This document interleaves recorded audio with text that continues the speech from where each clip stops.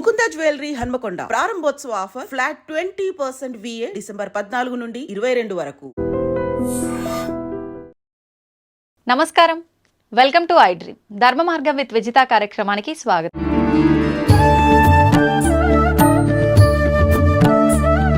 ఈ మధ్య కాలంలో మనందరం కూడా సనాతన ధర్మం అనే ఒక మాటని ఎక్కువగా వింటున్నాం. అసలు సనాతన ధర్మం అంటే ఏంటి, సనాతన ధర్మంలో ఏం చెప్పబడి ఉంది, అది మనకి ఏ రకంగా ఉపయోగపడుతుంది, ఎవరికి తోచిన విధంగా వాళ్ళు చెబుతున్నారు, అసలు మేము ఏది పాటించాలి, ఏది వినటం వల్ల మాకు మంచి జరుగుతుంది, ఇలాంటి సందేహాలు ప్రతి ఒక్కరిలో ఉన్నాయి.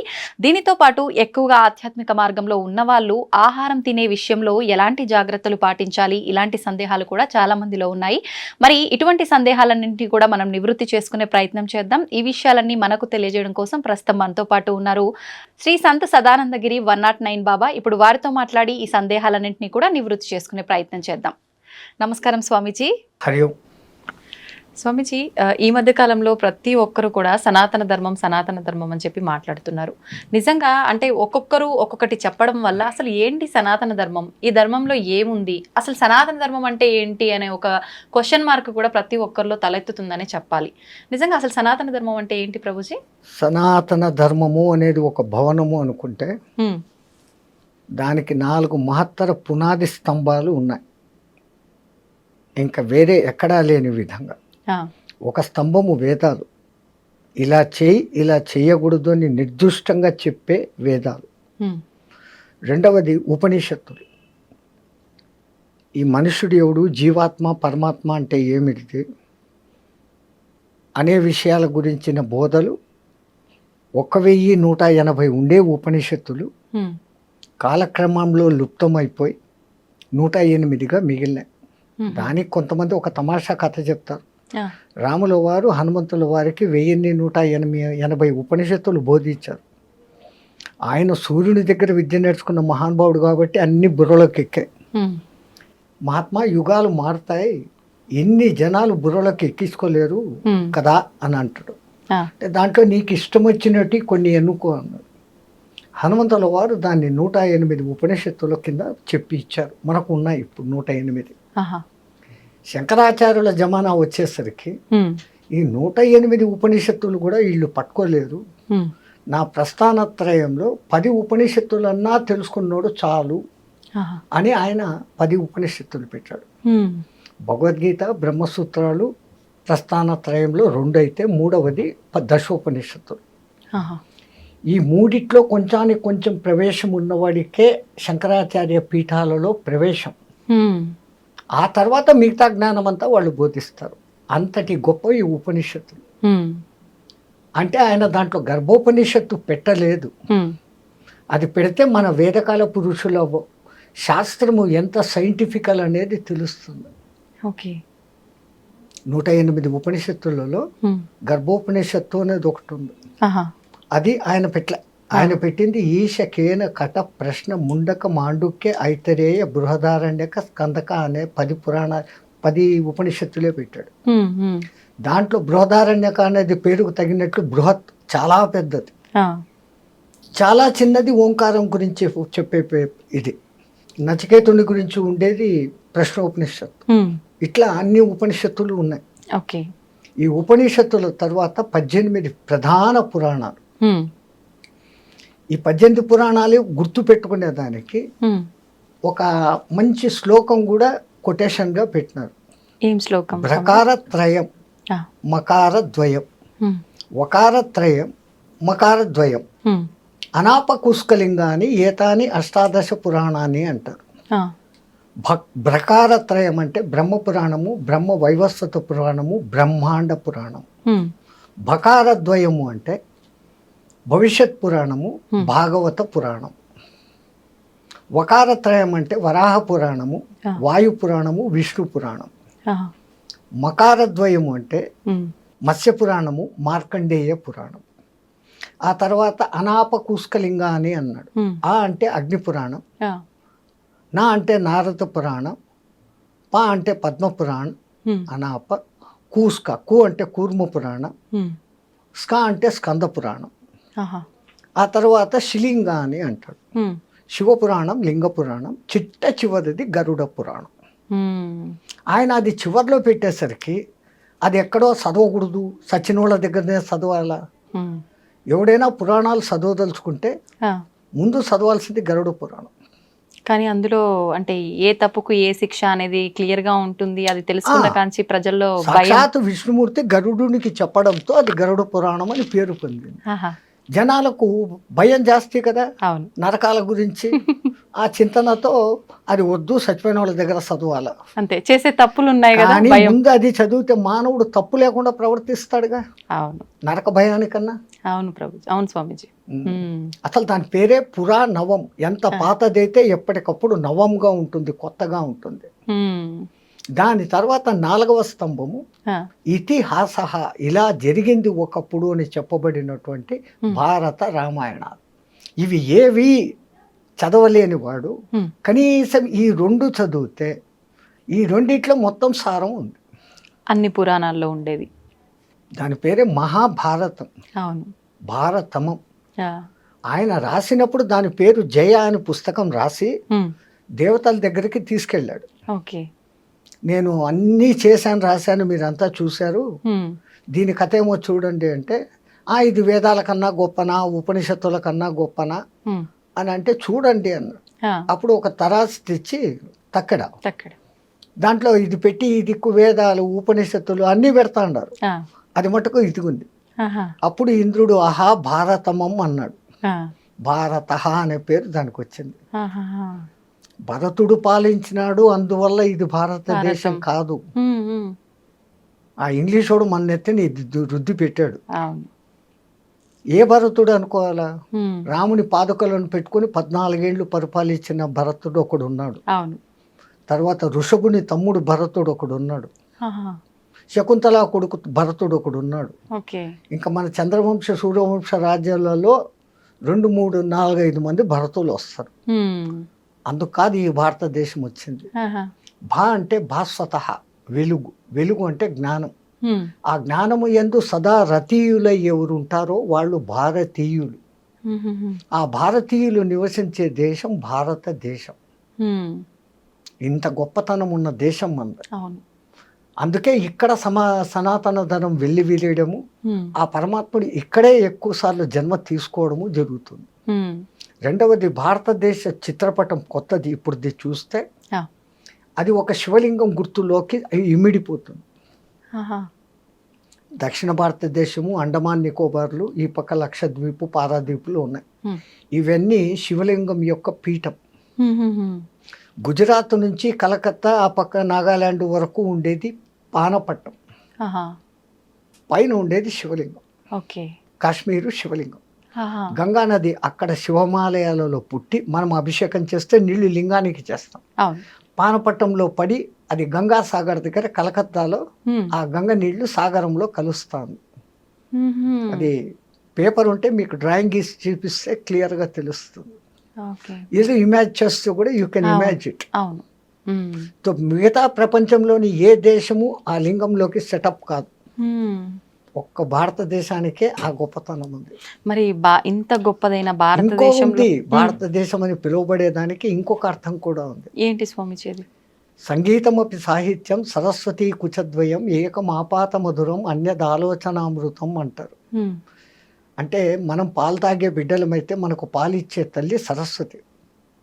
ఆ తల్లి ఒక స్తనపు పాలు సాహిత్యం అంట, సత్హితం. ఆ సాహిత్యం చదువుతున్నంతసేపు ఆనందం, చదివి పక్కన పెట్టేసి దాని గురించి ఆలోచన చేసిన ఆనందం. సుఖము సంతోషం కాదు, ఆనందం. సుఖము సంతోషం మనకు వస్తాండాయి పోతాండాయి, కానీ మనం ఆనందం అనుభవించడం లేదు. సంతోషం అంటేనే ఆనందం అని భావిస్తున్నారు స్వామీజీ. సంతోషానికి ఆపోజిట్ వర్డ్ దుఃఖం పక్కనే ఉందా? సుఖ దుఃఖాలు అంటున్నారు.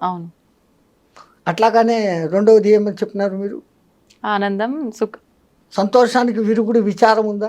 ఏసీ పెట్టుకున్నాడు సంతోషం, కరెంటు పోయింది వెంటనే ఓ పోయిందే అని విచారం వచ్చిన. తో ఆనందానికి నెగిటివ్ వర్డ్ చెప్పండి. లేదు. ఆనందో బ్రహ్మ, ఆ నిరాకార పరబ్రహ్మ ఆనంద స్వరూపుడు. వాడి నుంచి వచ్చాం మనం. వచ్చి మనం ఆనందులం అన్న సంగతి మర్చిపోయి సుఖాలు సంతోషాల వెంటనే జీవితాన్ని గడుపుకుంటున్నాం. మరి నిజమైన ఆనందం కలగాలంటే ఎలా ఉండాలి మానవులు? అప్పుడప్పుడు మనకు కలుగుతుంది. హ్మ్. ఒక చిన్న పాప, ఒక 8-9 నెలల పాప, హ్మ్. పండ్లు కూడా వచ్చి ఉండవు, హా. అది నిద్రలో కిసిక్క నవ్వుతుంది. హ్మ్. ఆ నవ్వును చూసినప్పుడు మీకు సంతోషమా సుఖమా? ఆనందం. అది అనిర్వచనీయమైన అవును, భావన. అవును. అది ఆనందం. ఇప్పుడు ఎక్కడో మీరు మైసూరుకు పోయి బృందావన్ గార్డెన్స్లో ఆ మ్యూజికల్ ఫౌంటైన్ దగ్గర పోయినారు రాత్రి 7 గంటలకు. అవును. ఆ లైటుకు సంగీతానికి తగినట్లుగా ఆ ఫౌంటైన్లు ఆడుతూ ఉంటే అప్పుడు మీకు సంతోషమా సుఖమా? సంతోషంగా అనిపిస్తుంది. ఆనందం. అంటే మళ్ళీ ఇంకొక అద్భుతం ఏదైనా చూసే వరకే ఉంటుంది కదా స్వామీజీ, ఆ సంతోషము మీరు అదంతా ఇప్పుడు కూడా. ఒక్కసారి నిజంగా మైసూరు పోయి చూసి వచ్చి హ్మ్. ఇప్పుడు ఇక్కడ కళ్ళు మూసుకుంటే మీ కళ్ళ ముందు ఆ దృశ్యం మళ్ళీ కనపడుతుందా లేదా? కనిపిస్తుంది. శివునికి ఒక్కడికే మూడో కన్ను కాదు తల్లి, మనకు కూడా ఉంది. మనం దాన్ని నేను నేను అనుకుంటూ మూసి పెట్టేస్తున్నాను. Okay, okay. ఈ నేను వదిలి మనము అన్న భావనలోకి వస్తే, ఆ. మనము నిజమైన ఈ మనము కాదు, ఆ. ఆ భావనలోకి వచ్చినప్పుడు ఆ కన్ను తెరుచుకుంటే హ్మ్. విశ్వమంతా ఆనందమయం. హ్మ్. తో సాహిత్యానికి ఆ శక్తి ఉంటే హ్మ్. సంగీతానికి ఇంకా గొప్ప శక్తి ఉంది. అవును. మంచి వేణునాదము, మంచి మృదంగనాదము, మంచి వీణానాదము హా. ఈ వింటూ ఉన్నప్పుడు మీకు తెలియకుండా ఇన్వాలంటరీగా మీ చెయ్యో తలో కాలో ఆడుతుంది. అవును. అంత మంచి సంగీతానికి 3 లక్షణాలు ఉంటేనే. హ్మ్. ఆ దిక్కుమాలిన విదేశీ డ్రమ్ మ్యూజిక్ కాదు, అది గుంటకాయలు డమాల్ డమాల్ అంటది, అవును, అవును. వెక్స్ వస్తుంది, హ్మ్. ఇయర్ డ్రమ్స్ పగిలిపోతాయి. అవును. కానీ మన సంగీతానికి హ్మ్. తను డోలే మను డోలే కోను బజాయే రే ఓ బాసురియా అని ఇట్లా అని ఊగుతాం. ఇన్వాల్వ్ అయిపోతాం తెలియకుండానే. అవును. కనీసం కాలో చెయ్యో ఏదో ఒకటి ఆడుతుంది. అంతే. మరి ఆ సంగీతానికి ఆ శక్తి వచ్చేదానికి హ్మ్. 3 లక్షణాలు ఉండాలి. ఆ. ఏంటవి? ఆ సంగీతం భావయుక్తంగా ఉండాలి, హ్మ్. సరి అయిన రాగయుక్తంగా ఉండాలి. అవును. భైరవి రాగము, ఆ శంకరాభరణ రాగము, ఏ రాగంలో పడితే ఆ ఇది వస్తుంది అనేది తెలిసి ఉండాలి. ఓకే. భావం బాగుండాలా, హ్మ్. రాగం బాగుండాలా, ఈ 2 బాగుంటే సరిపోదు, దానికి తగిన తాళం ఉండాలి. హ్మ్. ఈ భావ రాగ తాళాల మొదటి అక్షరాలే భారత. ఓహ్! అందుకే ఆ తల్లి సరస్వతి పేరు కూడా భారతి. ఆహా! అంత గొప్ప దేశంలో మనం మానవ జన్మ ఎత్తడమే ఒక గొప్పతనం అంటే ఆ ఆ జన్మ ఈ భారతదేశంలో జరగడం అనేది ఎన్ని జన్మల పుణ్యం చేసుకుంటే కలిగింది. హ్మ్. ఆ దిక్కుమాలినట్లు నేనేదో పాపిని అనుకోవడం కాదు. అవును. ఎంతో పుణ్యం చేసుకుంటే ఇక్కడ పుట్టాం, ఛాన్స్ ఇచ్చాడు ఆయన. హ్మ్. ఈ జన్మను మనం పూర్తిగా తరింపజేసుకోవాలి. హ్మ్. అట్లా రామాయణ భారతాలు ఇంట్లో పెట్టుకోరా, నువ్వు చదవకపోతే పోతే ఇంట్లో భారత రామాయణాలు పెట్టుకోని పథకాలం వాళ్ళు ఎందుకు చెప్పేవాళ్ళు అంటే, ఏదో ఒక దినం దుమ్ము దులుపుతూ ఒక పేరు చదువుతావు, అర్థమవుతుంది. అవును. అంత అర్థంతో చెప్పారు. హ్మ్. భారత చరిత్ర అంటే మన భారత చరిత్ర. హ్మ్. కురుక్షేత్రం ఎక్కడో లేదు, మన మనోక్షేత్రమే కురుక్షేత్రం. అంతే. మనలో ఉన్న దుష్ట భావనలే కౌరవులు, ఆ. మనలో ఉన్న సద్భావనలే పాండవులు. హ్మ్. భూమిపైకి వచ్చి ఒక జన్మ తీసుకున్నాను అని అంటే నేను అసలు పుట్టిన దానికి అర్థం ఏంటి అనేది నాకు నిజంగా ఎలా తెలుస్తుంది స్వామీజీ? ఇప్పుడు పుట్టిన దగ్గర నుంచి తల్లిదండ్రులు, తర్వాత కొంచెం పెద్దగా అవుతాం, చదువులు, బాధ్యతలు, తర్వాత పెళ్లి, పిల్లలు, మళ్ళీ ఒక కుటుంబం ఏర్పడుతుంది. వీటిల్లోనే కొట్టుమిట్టాడుతూ ఉంటాం. అసలు నా జన్మకు అర్థం ఏంటి అని అంటే ఏంటి అని చెప్పొచ్చు? ఎలా అప్పుడప్పుడు తెలుసుకోవచ్చు? అద్దంలో చూసుకొని ఇట్లా అట్లా అనుకోకుండా, ఆ. ఈ అద్దంలో కనపడుతున్న నేను అని పిలువబడుతున్న వాడిని ఎవడిని, ఆ. చిన్నప్పటి నుంచి తల్లిదండ్రులు సునీత, సీత, రామయ్య, సుబ్బయ్య అని వాని పేర్లు పెట్టి పిలుస్తూ ఉంటే విని విని విని హ్మ్. నా పేరు ఇది అనుకుంటున్నాడు జీవాత్మ. అవును. అక్కడి నుంచి వాడు భ్రమలో పడి హ్మ్. నాకు అది కావాలా, నాకు ఇది కావాలా అని మొదలు పెడతాడు. హ్మ్. హ్మ్. నాది నా వాళ్ళు అన్నది మమకారం, హ్మ్. నాది అన్నప్పుడు అహంకారం. అవును. ఈ 2 వచ్చి కూర్చుంటాయి. హ్మ్. ఈ రెండింటిని తోలేసి నిన్ను నువ్వు గుర్తించుకొని ఎందుకు ఈ జన్మలోకి వచ్చాను, దీన్ని మళ్ళీ పునర్జన్మ అనేది లేకుండా హ్మ్. ఈ జన్మనే కడసారి జన్మం చేసుకునే ప్రయత్నం చేయాలి అనే దానికి అవకాశం ఇచ్చేదానికే పరమాత్ముడు మనకు ఇంతకుముందు జన్మల్లో చేసిన పాప ఫలితాల పుణ్య ఫలితాలకు కొన్ని యమలోకంలో శిక్షలు, స్వర్గంలోకంలో ఆనందాలు ఇచ్చి హ్మ్. మిగతా బ్యాలెన్స్ ఇక్కడ నువ్వు అనుభవించు. అట్ ది సేమ్ టైం ఇవి కాదు, నేను ఈ జన్మలు ఎన్ని ఎత్తుతాను, ఎన్ని పోతా ఉన్నాను, హ్మ్.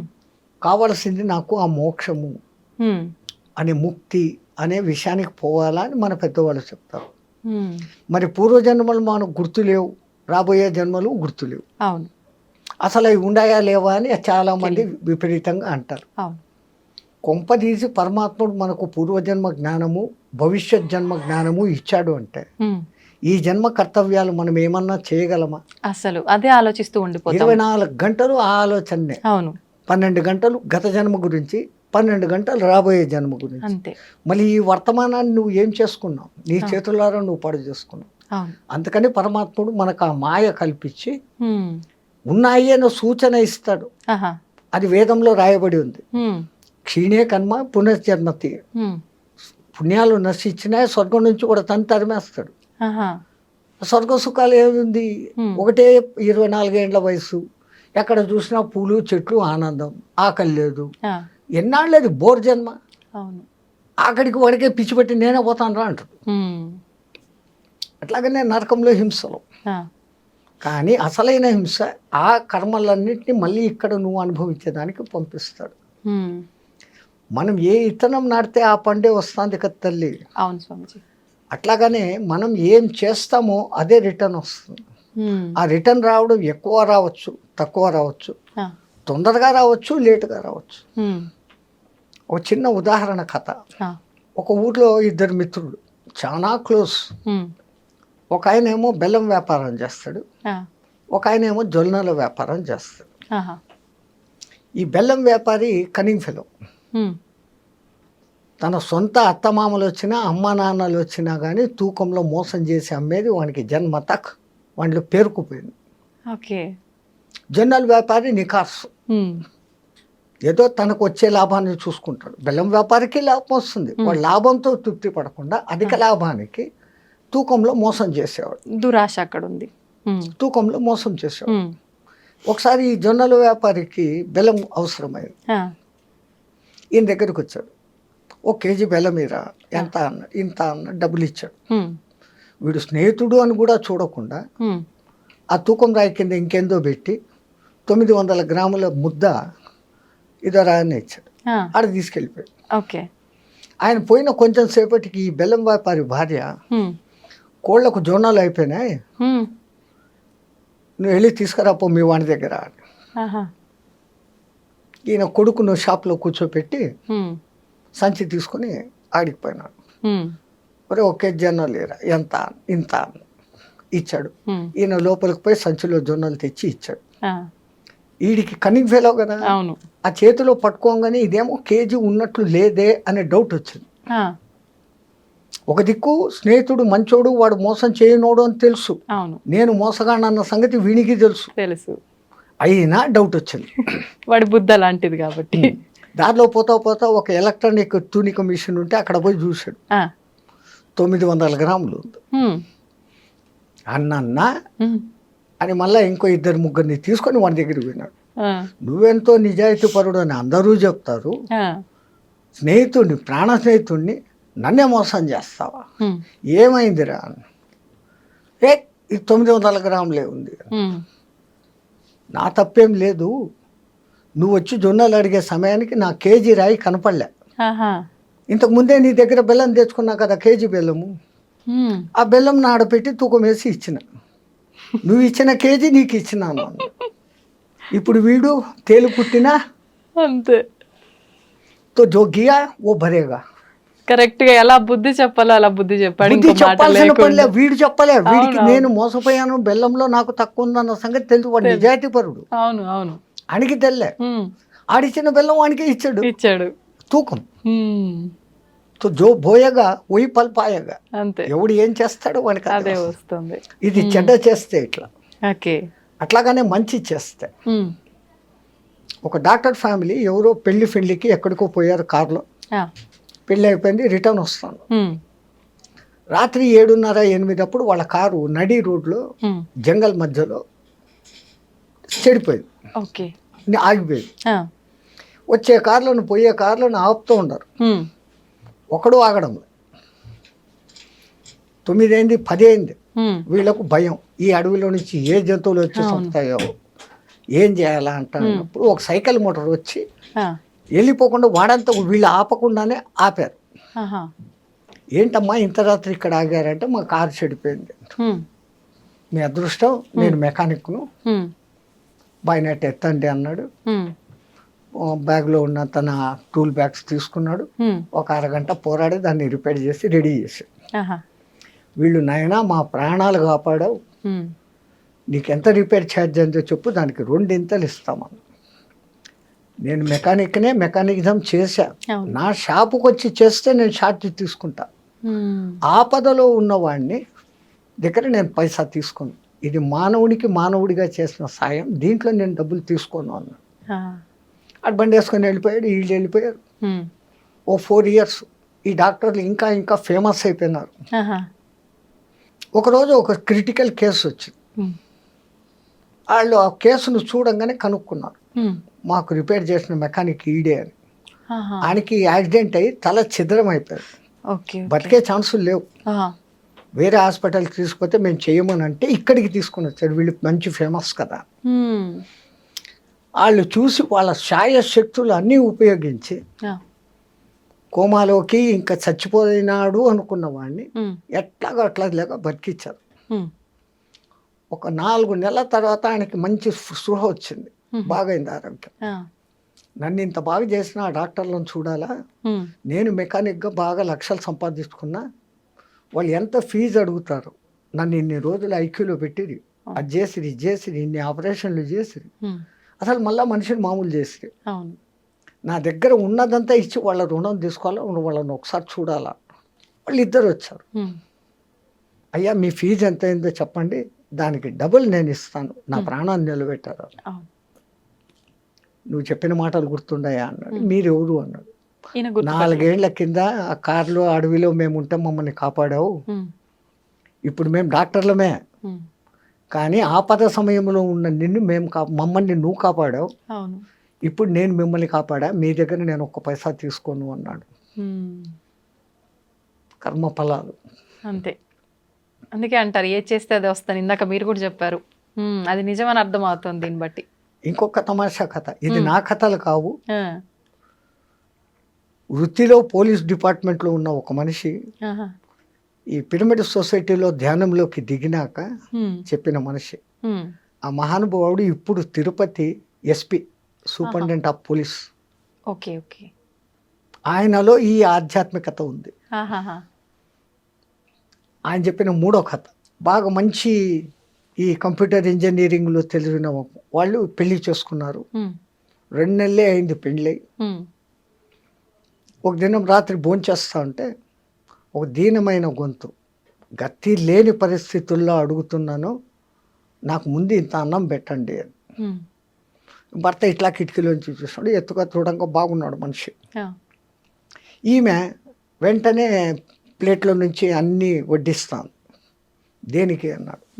ఆయన అంత ఇదిగా అడిగాడు కదా, ఆ గొంతు ఎంత దీనంగా ఉంది, పోయేస్తాను. గొంతు దీనంగా ఉంది, మనిషి ఎట్లుంటాడో చూసావా, దున్నపోతలాగా ఉన్నాడు, పని చేసుకొని పోతకుండా ఆయనకి తిండి పెడతావా, పెట్టమాక. ఈ మాటలు ఆయనకి వినపడతాడు. వాడు అభిమానం ఉన్నవాడు, సత్య సచ్చినా ఇంకా అడగకూడదు అని చెప్పేసి వెళ్ళిపోయాడు. కానీ వీళ్ళిద్దరి మధ్య గొడవ మొదలైంది. లావా సన్నమా కాదు, ఆకలి అన్నాడు, ఆయనకు పెట్టాలి కదా, మనకేమన్నా తక్కువనా, నీకు 1,00,000 జీతం నాకు 1,00,000 జీతము అంటే డాట్ బూట్ ఈ మాట పెరిగి మరుసదినం పొద్దునికంతా ఇద్దరు విడాకులు తీసుకునే సిద్ధమైపోయినా. ఇంత చిన్నదానికి తీసుకున్నారు కూడా. ఈయన ఊరు వదిలి వేరే ఊరికి వెళ్ళిపోయినాడు, ఆమె వేరే ఊరికి ట్రాన్స్ఫర్ చేయించుకునేది ఉద్యోగం.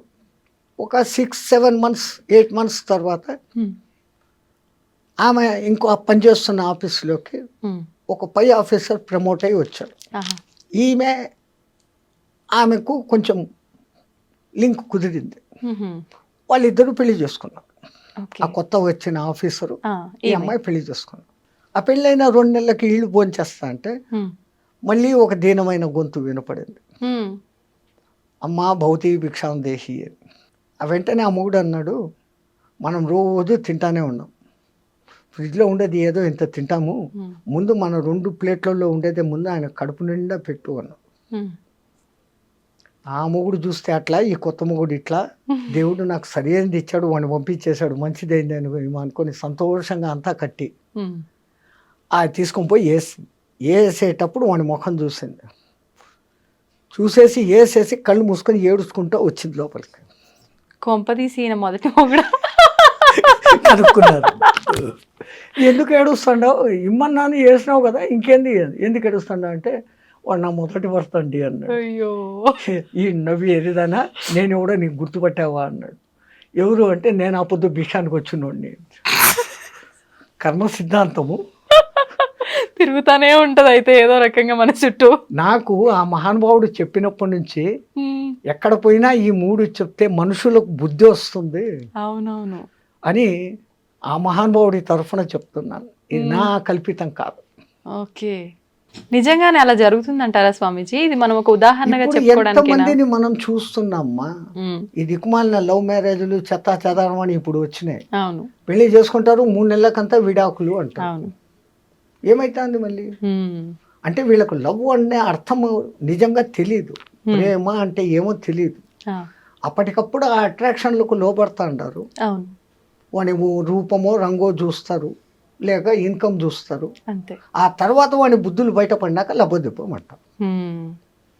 కానీ పాతకాలంలో ఎవడో తండ్రి ఎక్కడో ఊర్లో పిల్లని చూసి, ఒరే నీకు ఆ ఊర్లో పిల్లని చూసినాను, పలానా రోజులు పెండ్లి నాన్న అంటాడు వాడు. ఆయనకేమో యాంగ్జైటీ, ఆ పిల్లకు యాంగ్జైటీ, ముఖాలు చూసుకోరు. సరిగ్గా ఈ జీలకర్ర పెట్టే వరకు బట్ట అడ్డం కడతారు, అక్కడ ఆ ముఖం చూడరు. ఎప్పుడైతే ఈ చేతులు ఎత్తి ఒకడు జీలకర్ర పెట్టుకుని వీనికి అప్పుడు చూస్తాడు. ఆ చూపుల్లో అద్భుతమైన ప్రేమ పుడుతుంది. ఈ బెల్లం జీలకర్ర మన పెద్దోళ్ళు ఎందుకు పెట్టిస్తారు, దాంట్లో ఒక ఎలక్ట్రిఫికేషన్ ఉంటుంది. మీరు కావాలంటే సైంటిఫికల్గా టెస్ట్ చేసి బెల్లము జీలకర్ర బాగా దంచి దాంట్లో 2 వైర్లు పెట్టండి, మైన్యూట్ బల్బులు ఉన్నాయి కదా ఇప్పుడు, అవి వెలుగుతాయి. That much of minute current is there in జీలకర్ర బెల్లం పెట్టడం. సనాతన ధర్మంలో పెళ్లి సాంప్రదాయం సామాన్యమైంది కాదు. అక్కడ చదివే మంత్రాలు ఎంత గొప్పగా ఉంటాయంటే, 7 తరాల ముందు 7 తరాల వెనకలో సుఖపడాలని ఏమేమో చెప్పి బోధించి, మీకు పుట్టే సంతానం సుసంతానంగా ఉండాలన్నంత వరకు దాంట్లో ఉంటాయి. 5 రోజుల పెళ్లి 7 రోజుల పెళ్లి అని చేసేవాడు. ఎప్పుడైతే ఈ చెయ్యి ఇక్కడ ఆ చెయ్యి అక్కడ పడుతుందో, శాస్త్రారం నుంచి ఈయన కరెంటు ఆమెకు, ఆయన కరెంటు ఈమెకు వస్తుంది.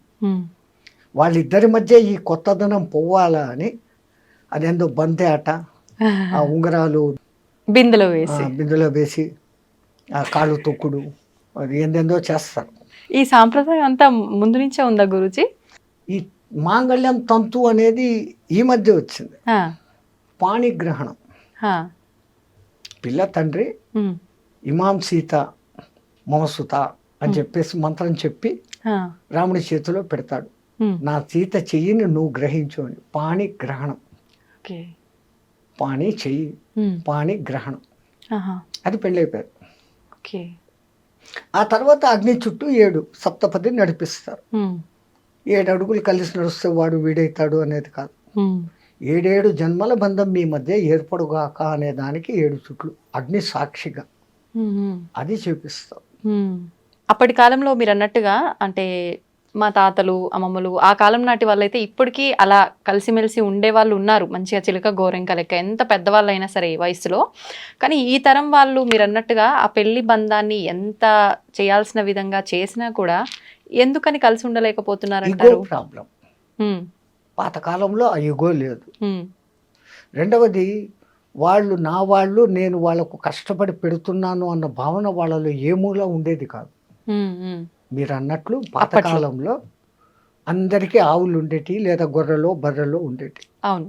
ఆ మహాతల్లి ఆ టయానికి లేచేసి వాటి ముందు పశువులు చాలా శుభ్రం చేసి, ఇంటి ముందు కళ్ళాపి చల్లి ముగ్గులేసి, ఆ రోజు చేయాల్సిన టిఫిన్కు ఇడ్లీ రుబ్బాలంటే రుబ్బి, ఇడ్లీలు పొయ్యిలో కాల్చి చేసి, ఈ గ్యాసులు బోసులు లేవు, ఆ పొగ కంట మస్ట అన్నిటినీ భరిస్తూ, ఆ బయట వంట పాత్రలు బయట వంట చేసే పొయ్యి వంట బయట పొగ ఇంట్లో పారాకూడదని ఇంటి బయట వంట ఉంటుంది.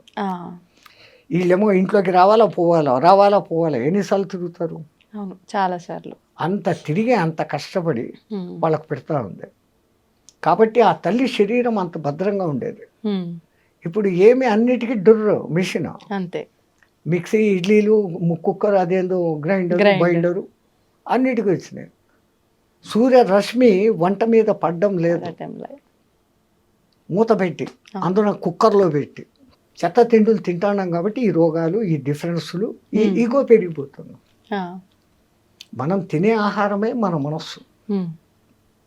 సాత్విక ఆహారం తిన్నోడు సాత్విక లక్షణాలతో ఉంటాడు. వాళ్ళు ఎంత ప్రేమగా వండి పెడతారో ఆ అన్నంలో వాళ్ళ ప్రేమ కూడా కలిసి ఉంటుంది. కాబట్టి వాళ్ళ మధ్య ఆ అన్యోన్యతలు. ఇప్పుడు నేను ఆఫీసు, నువ్వు ఆఫీసు, ఫోన్ చేయి, బగ్గర్లు వస్తాయి, కుక్కర్లు వస్తాయి, చెత్తలు అదేంటి అంటే కుక్కలో ఏంటేంటో తింటారు, అవి తిని వస్తా ఉంటారు. ఇంకా ఎక్కడ రోగాలు రాకుండా ఉంటాయి, ఎక్కడ ఈ అఫెక్షన్ ఉంది. ఆమె ఈమెకు వండి పెట్టదు, ఆయన ప్రేమగా ఈమె కోసం ఏమీ తెచ్చిపెట్టడు. ఈమె షాపింగు, ఆయన షాపింగు, ఎవరికి వారు అన్నట్టుగా అయిపోయారు. ఆ కొడుకులను ఆయాకు అప్పచెప్పేసి వీళ్ళు డ్యూటీలు. ఆయా తన ఇష్టం వచ్చినట్టు పెంచుతుంది. అందుకే ఈ కాలం పిల్లల మధ్య ఆ ప్రేమానుబంధాలు లేవు. పాతకాలం కుటుంబంలో సమిష్టి కుటుంబాలు ఉంటాయి. ఒక చిన్న పిన్నవాడిని, వాడి మేనత్త, వాడు ఏమో మామ, ఇంకా వరుసలు ఉన్నాయి కదా. ఇంతమంది ఒక్కొక్క ముద్ద తినిపిస్తూ, ఎత్తుకొని లాలిస్తూ, అంతమంది అఫెక్షన్లో పెరిగినోడు వాడు ప్రేమపూర్వకంగా పెరుగుతాడు. ఈ గూండా బుద్ధులు వస్తుంటాయంటే వాడు లోన్లీనెస్ ఫీల్ అవుతాడు. That is no affection for him. వాడు అఫెక్షన్ కోరుకుంటాడు, దాన్ని తీర్చుకునే దానికి హింస మార్గంలోకి దిగుతున్నాడు. తన దీన్ని తృప్తిపరచుకునే దానికి మందులు, అదేంటి డ్రింకులు, పాడు ప్రదేశము. ఆ క్షణిక సుఖానికి వాడు ఆనందపడిపోయి అదే ఆనందం అనుకుని దాంట్లో పడిపోతా అన్నాడు. మొదటి నుంచి మంచి అలవాట్లు ఉంటాయి. ఆ ఇద్దరు తల్లిదండ్రులు, నాన్న ఇట్లుండాలా, ఇట్లా చేయాలా, మన అమ్మ నాన్న ఇట్లా పెంచారు, మనం ఇట్లుండాలా, ఇట్లా చేయాలా, మన వంశం ఇది అని చెప్పుకుంటూ ఉంటాం. ఇప్పుడు తాత పేరు అడిగితే చెప్పలేని స్థితిలోకి వచ్చాం. ఎక్కడికి పోతాం? మాంసాహారం తినాలని ఎక్కడ రాసి పెట్టలేదు. మాంసాహారం తినడం తప్పు, అది నిషేధం అని చెప్తున్నారు. మరి నిజంగా మాంసాహారం తినడం తప్పు అయితే మనకు కొన్ని ప్రాంతాల్లో దేవతలకే బలిచ్చి దాన్ని నైవేద్యంగా నివేదన చేసి తినే ఒక సాంప్రదాయం కూడా కొన్ని ప్రదేశాల్లో ఉంది. మరి మాంసాహారం నిషేధం అని ఎలా చెప్తారు? కరెక్ట్, మీరు అన్నది.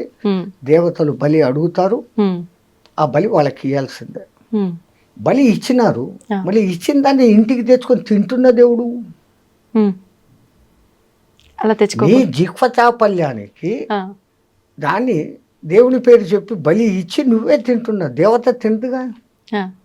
కానీ దేవత కోడిని అడిగింది, మేకను అడిగింది, దున్నపోతును అడిగింది.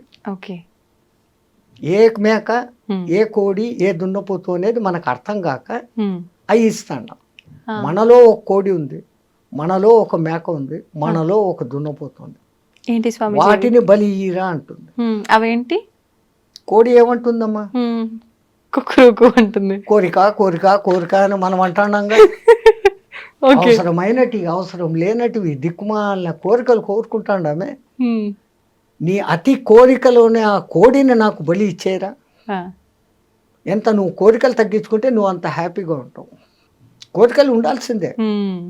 అతి కోరికలు, దురాశ కోరికలు, ఆశ దురాశ అంటాం కదా, అత్యాశ, అవి ఉండకూడదు. ఆశ ఉండాల, కోరికలు ఉండాల. నేను బాగుండాలా, సమాజం బాగుండాలా, అందరూ బాగుండాలా. ఇది ఎట్లుంది? నేనే బాగుండాలా అనేది ఎట్లుంది? అటువంటి కోడిని నాకు బలి. ఇంకా మేక అదేమంటుంది చెప్పండి? శబ్దం చేసి చూపించాలా స్వామిజీ? మే మే మే అంటుంది. మై మై మై, నాది నాది నాది. వామ్మో, ఇంత అర్థం ఉంది. నాది కాదురా, మనది మనది అనడం నేర్చుకో. నీలో ఉన్న ఆ నాది అని అరిచే ఆ మేకను నాకు బలి. ఇంకా మీ తెలుగులో అంటారు, దున్నపోతు మీద వాన కురిసినట్లు. అవును అవును. ఎవడు ఎట్లా పోతే పర్వాలే, ఎవడు మంచి చెప్పినా వినేది లేదు, నా దారి నాది. అవును. అదే బఫెలో అంటారు కదా దున్నపోతుని ఇంగ్లీష్లో. ఇప్పుడు మనం అందరం బఫెలోలమే. అంతే అంటారా? ఎందుకంటే బఫేలోకి పోయి డిన్నర్ చేస్తాం కదా. కరెక్టే కదమ్మా. ఆడ ప్లేట్ ఎత్తుకొని పిచ్చకాడలాగా ఒక కూర వేయి, పప్పు వేయి, సాంబారు వేయి అని అడుక్కుంటా తినేది. నిలబడి నడుచుకుంటా తినేది. దున్నపోతులే కదా ఆ పని చేసేది. మనం ఏం చేస్తాం? శుభ్రంగా ఒక పీట కూర్చుని ఇంకో పీట ఎత్తుగా వేసి, భోజనానికి ఎత్తు పీట వేసి, మనం చాప మీద కూర్చొని దాన్ని 3 సార్లు సంప్రోక్షణ చేసి దేవునికి అర్పించి ప్రసాదంగా తింటాం. అది తినే పద్ధతి. అన్నం తినేటప్పుడన్నా ప్రశాంతంగా కూర్చోకుండా అవును వాటితో మాటలు ఈయనతో మాటలు, ఆడొక చెంచా ఈడొక చెంచా, ఏం తిండేది? మాకు టైం లేదు కదా. ఒకసారి అడిగాడు ఒక ఆయన, ఏం నాయనా ఇంత లేటుగా వచ్చినావు? బఫేకి పోయి వస్తున్నావు. అవును, నువ్వు బఫేల్లో పోయి వచ్చినావు, బఫేల్లో అయ్యి వచ్చినావు. ఏం స్వామి అన్నాడు. మళ్ళీ బఫేలో చేసే పని నువ్వు చేస్తాడు. అది పోతా పోతా గడ్డి కనపడిందంటే తింటా పోతానే ఉంటావు. సో ఆ లక్షణాలు కావు నీలో ఉన్న ఆ అలసత్వం, అవికారత్వము. అటువంటి దున్నపోతు నీలో ఉంది. నువ్వు దున్నపోతు కాదు, మనిషివి. నీలో ఉన్న ఆ దున్నపోతుని మాకు బలి దేవతలు కొడతారు. వాళ్ళు కోరుకున్న అసలు బలి అది. మనం జిహ్వ చాపల్యానికి నోరై మసాలా పక్కింట్లో ఎవడో వండాడు, మనం వండాలి. ఇంకా కొంతమంది వాడి కోడికూర తినాలని ఉంది, ఇంట్లో తినకూడదు అని అన్నారంటే వాడికి ఆ రోజు పూనకం వచ్చేస్తుంది. అమ్మోరు నన్ను అడిగారు 2 కోళ్ళు ఇయ్యి అని. ఇంకా సచ్చినట్లు అమ్మోరు అడిగారు, కోళ్ళు ఇస్తారు. ఇచ్చినాడంటే ఇంటికి తెచ్చుకొని దాన్ని జుట్టు పీకి, కోడి పీకి, అది సచ్చేటప్పుడు అది ఎంత బాధపడుతూ వస్తుందో ఆ బాధే మనకి ఇప్పుడు శాపాలే. ఈ దిక్కుమన్న కొత్త కొత్త రోగాలు, ఈ ప్రకంపనాలు, ఈ ప్రకృతి ప్రకోపాలు వచ్చేదానికి కారణం ఆ జంతు ఘోష. మరి ఇప్పుడు సాత్విక ఆహారం అంటే మొక్కలకు కూడా ప్రాణం ఉంటుంది కదా గురూజీ. అది కట్ చేసిన తర్వాత దాన్ని కూడా చంపినట్టు అవదా? మేక కాలు ఇంచేసి కోసుకొని తిన్నాం, మేకకు మళ్ళీ కాలు వస్తుందా? రాదు. మీరు చెట్టు నరికేయండి, చిగురు వస్తుంది మళ్ళీ. దేవుడు మనకి ఇచ్చాడు ఇది. ఇప్పుడు మాంసాహారం తినే జంతువులను మనం ఏం పేరు పెట్టి పిలుస్తాం? క్రూర జంతువులు అంటున్నాం. అవును, కూరలు ఉన్నాయి దానికి, దాని పేగుల డిస్టెన్స్ తక్కువ. అది ఒకసారి తిన్నాక 4-5 రోజుల వరకు దానికి అరగదు. బాగా తిని నిద్రపోతున్న సింహం దగ్గరికి మీరు పోయినా అది మళ్ళీ మన మీద పంజా విస్తాడతాం. అది ఫుల్లీ సాటిస్ఫైడ్. దానికి ఆ తిండి దేవుడు ఇచ్చాడు. దాన్ని క్రూర జంతువు అని పిలుస్తుండవు. మరి నువ్వు తింటున్నప్పుడు నువ్వు ఎవడివి? నువ్వు క్రూరుడివే. రెండవది, మాంసాహారం వండేటప్పుడు దాంట్లో దిక్కుమాలిన మసాలాలన్నీ వేస్తారు ఆ కంపు రాకుండా. ఈ మసాలాలు మనలో తమో గుణాన్ని, రజో గుణాన్ని పెంచుతాయి.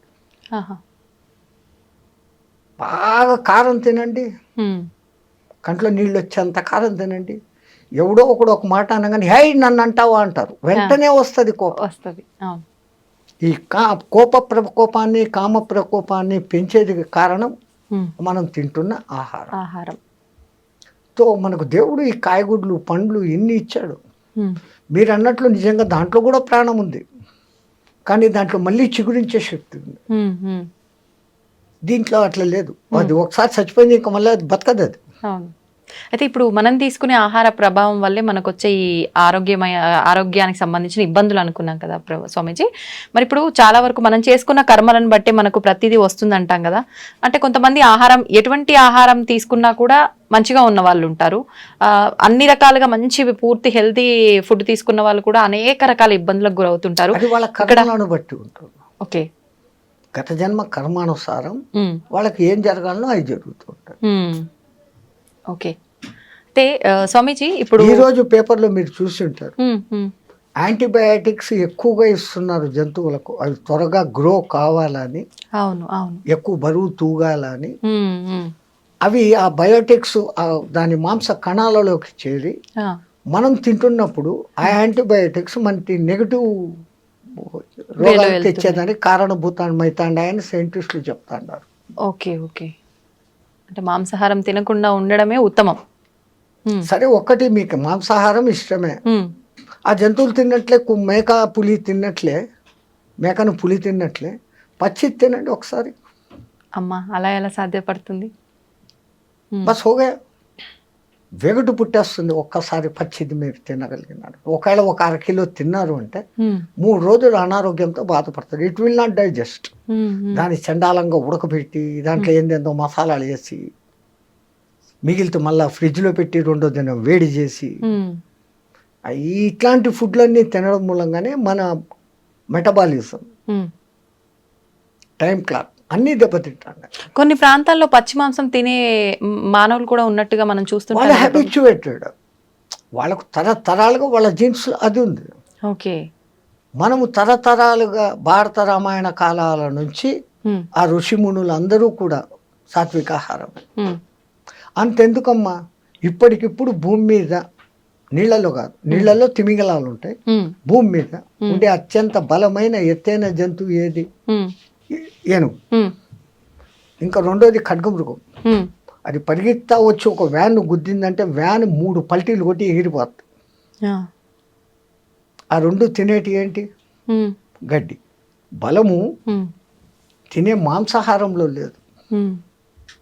కాయగూరలలో ఉన్నంత విటమిన్లు, ఖనిజాలు, లవణాలు మాంసాహారంలో లేవు. అన్నిటికన్నా విచిత్రము, ప్రపంచంలో ఏ జంతువు ఉడకేసి తినడంలే, అవి కంటద్దాలు పెట్టుకోవడంలే, చోటు మిషన్లు పెట్టుకోవడంలే. ఈ దిక్కుమాలనోడే పెట్టుకుంటున్నాడు. ఎందుకు అంటే ఉడకేసి తింటున్నాడు, సహజమైన తిండి తినడంలే. అందుకే ఇప్పుడు సహజ ఆహారము, పండ్లే తినండి, జ్యూసులే తాగండి, మళ్ళా పాతకాలం టైటిల్లోకే వస్తున్నాం. దునియా goal high, Phir K ఉదర్ co he ఆ జాయేగా, మళ్ళీ అక్కడికే వస్తున్నాం. అయితే ఇప్పుడు ఆహారము మీరు చెప్పినట్టుగా ఆహారం పాతకాలంది రావటమే కాకుండా ప్రతిదీ కూడా వస్త్రాల దగ్గర నుంచి పాత్రల దగ్గర నుంచి ప్రతిదీ పాతకాలంవి మళ్ళీ ఇప్పుడు వస్తున్నాయి కదా స్వామీజీ. తప్పదు. ఇప్పుడు పంచకట్టు మళ్ళా పెద్ద ఫ్యాషన్. అవును. ఎవడో సినిమాలో హీరో కట్టుకున్నా అంటే ఇంక అందరూ అయితే అంతే. ఈ గొర్రెదాటుడు వ్యవహారం వదిలిపెట్టి ఇంకోటితో కంపారిజన్ వదిలిపెట్టాలి. ఫస్ట్ నేనుగా ఉంటాను, నా వరకు నేను ఉంటాను, నేను బాగుంటే లోకము బాగుంటుంది, ఆ ఫీలింగ్తో ఉండగలగాలి. 2వది న్యాచురల్గా ఏది వస్తుందో దాన్ని యాక్సెప్ట్ చేసుకోవాలి. పరమాత్ముడు ఒరే జాగ్రత్త పడు అని ముందు కొంచెం సైట్ తగ్గిస్తాడు, వెంటనే కంటద్దాలు షాపు పోతాం, కళ్ళు పెట్టుకుంటాం, పండ్లు ఊడగొడతాడు, పండ్ల డాక్టర్ దగ్గర పోతాం, కొత్త పండ్లు కట్టుకుంటాం, వినకుండా చేస్తాడు, చోటు మిషన్లు పెట్టుకుంటాం. అన్నిటికన్నా ముందు ఆయన ఇచ్చే లెటరు తెల్ల జుట్టు, వెంటనే డై కొట్టుకుంటాం, అక్కడనే డై మొదలైంది మన డై. సో వీడు ఎక్కడ మన మాట వినడం లేదు, నేను ఎత్తుకొని అక్కడ చెప్పడు. ఇంకా ముందు 3-4 సార్లు చెప్పాడు, అన్ని అవకాశాలు అయిపోయినాయి, వినుకోకపోతే ఇంకా డైరెక్ట్గా ఎత్తుకొని. సో ప్రకృతిలో లోబడి నువ్వు జీవించినప్పుడు ఆ ప్రకృతి నిన్ను కాపాడుతుంది. ధర్మో రక్షితి రక్షిత. మనం ప్రకృతికి విరుద్ధంగా పోతున్నాం, చెట్లు కొట్టేస్తున్నాం, అడవులను నరికేస్తున్నాం. అడవుల్లోని జీవాలు ఊరి మీద పడతాయి. ఓ పులి ఊరి మీద పడింది. అది ఎందుకు పడింది? అది ఉన్న ప్రదేశాన్ని నువ్వు కట్టేసి ఇల్లు కట్టుకున్నావు. అది ఎక్కడికి పోవాలి? దానికి స్థలం లేకుండా చేస్తున్నావు. దాని మానాన దాన్ని వదిలిపెట్టి నువ్వు అడవిలో కాకుండా నీకు ఉన్న కొద్ది స్థలంలో నువ్వు కట్టుకుంటే లే, ఒక్కడు ఉండేదానికి 6 బెడ్రూమ్లు ఇల్లు కట్టుకుంటాడు. అవసరమా? మరి ఇవన్నీ ప్రకృతికి విరుద్ధంగా జరుగుతున్నప్పుడు భగవంతుడు అంటే ఆపే ప్రయత్నం చేయాలి కదా. ఒక్కొక్కసారి ఆ భూకంపము అనేది భూమాత క్షమయా ధరిత్రి, భరిస్తుంది. అమ్మ కూడా అమ్మ అమ్మ అని 10 సార్లు పీకుతాడు, ఒకసారి పీకుతుంది కదా. తల్లి అయినా కానీ దండిస్తుంది. అట్లాగనే ఆ భూమాత భరించి ఈ జీవహింస, ఈ తవ్వకాలు, ఈ దమనకాండ అంతా చూసి ఏ రోజో ఒకరోజు కొంచెం అట్ట కదిలిద్దిస్తాడు. 2 సెకండ్లు కదిలితే చాలు, అంతా అతలాకుతలం. జై శ్రీరామ్ హో జాతా.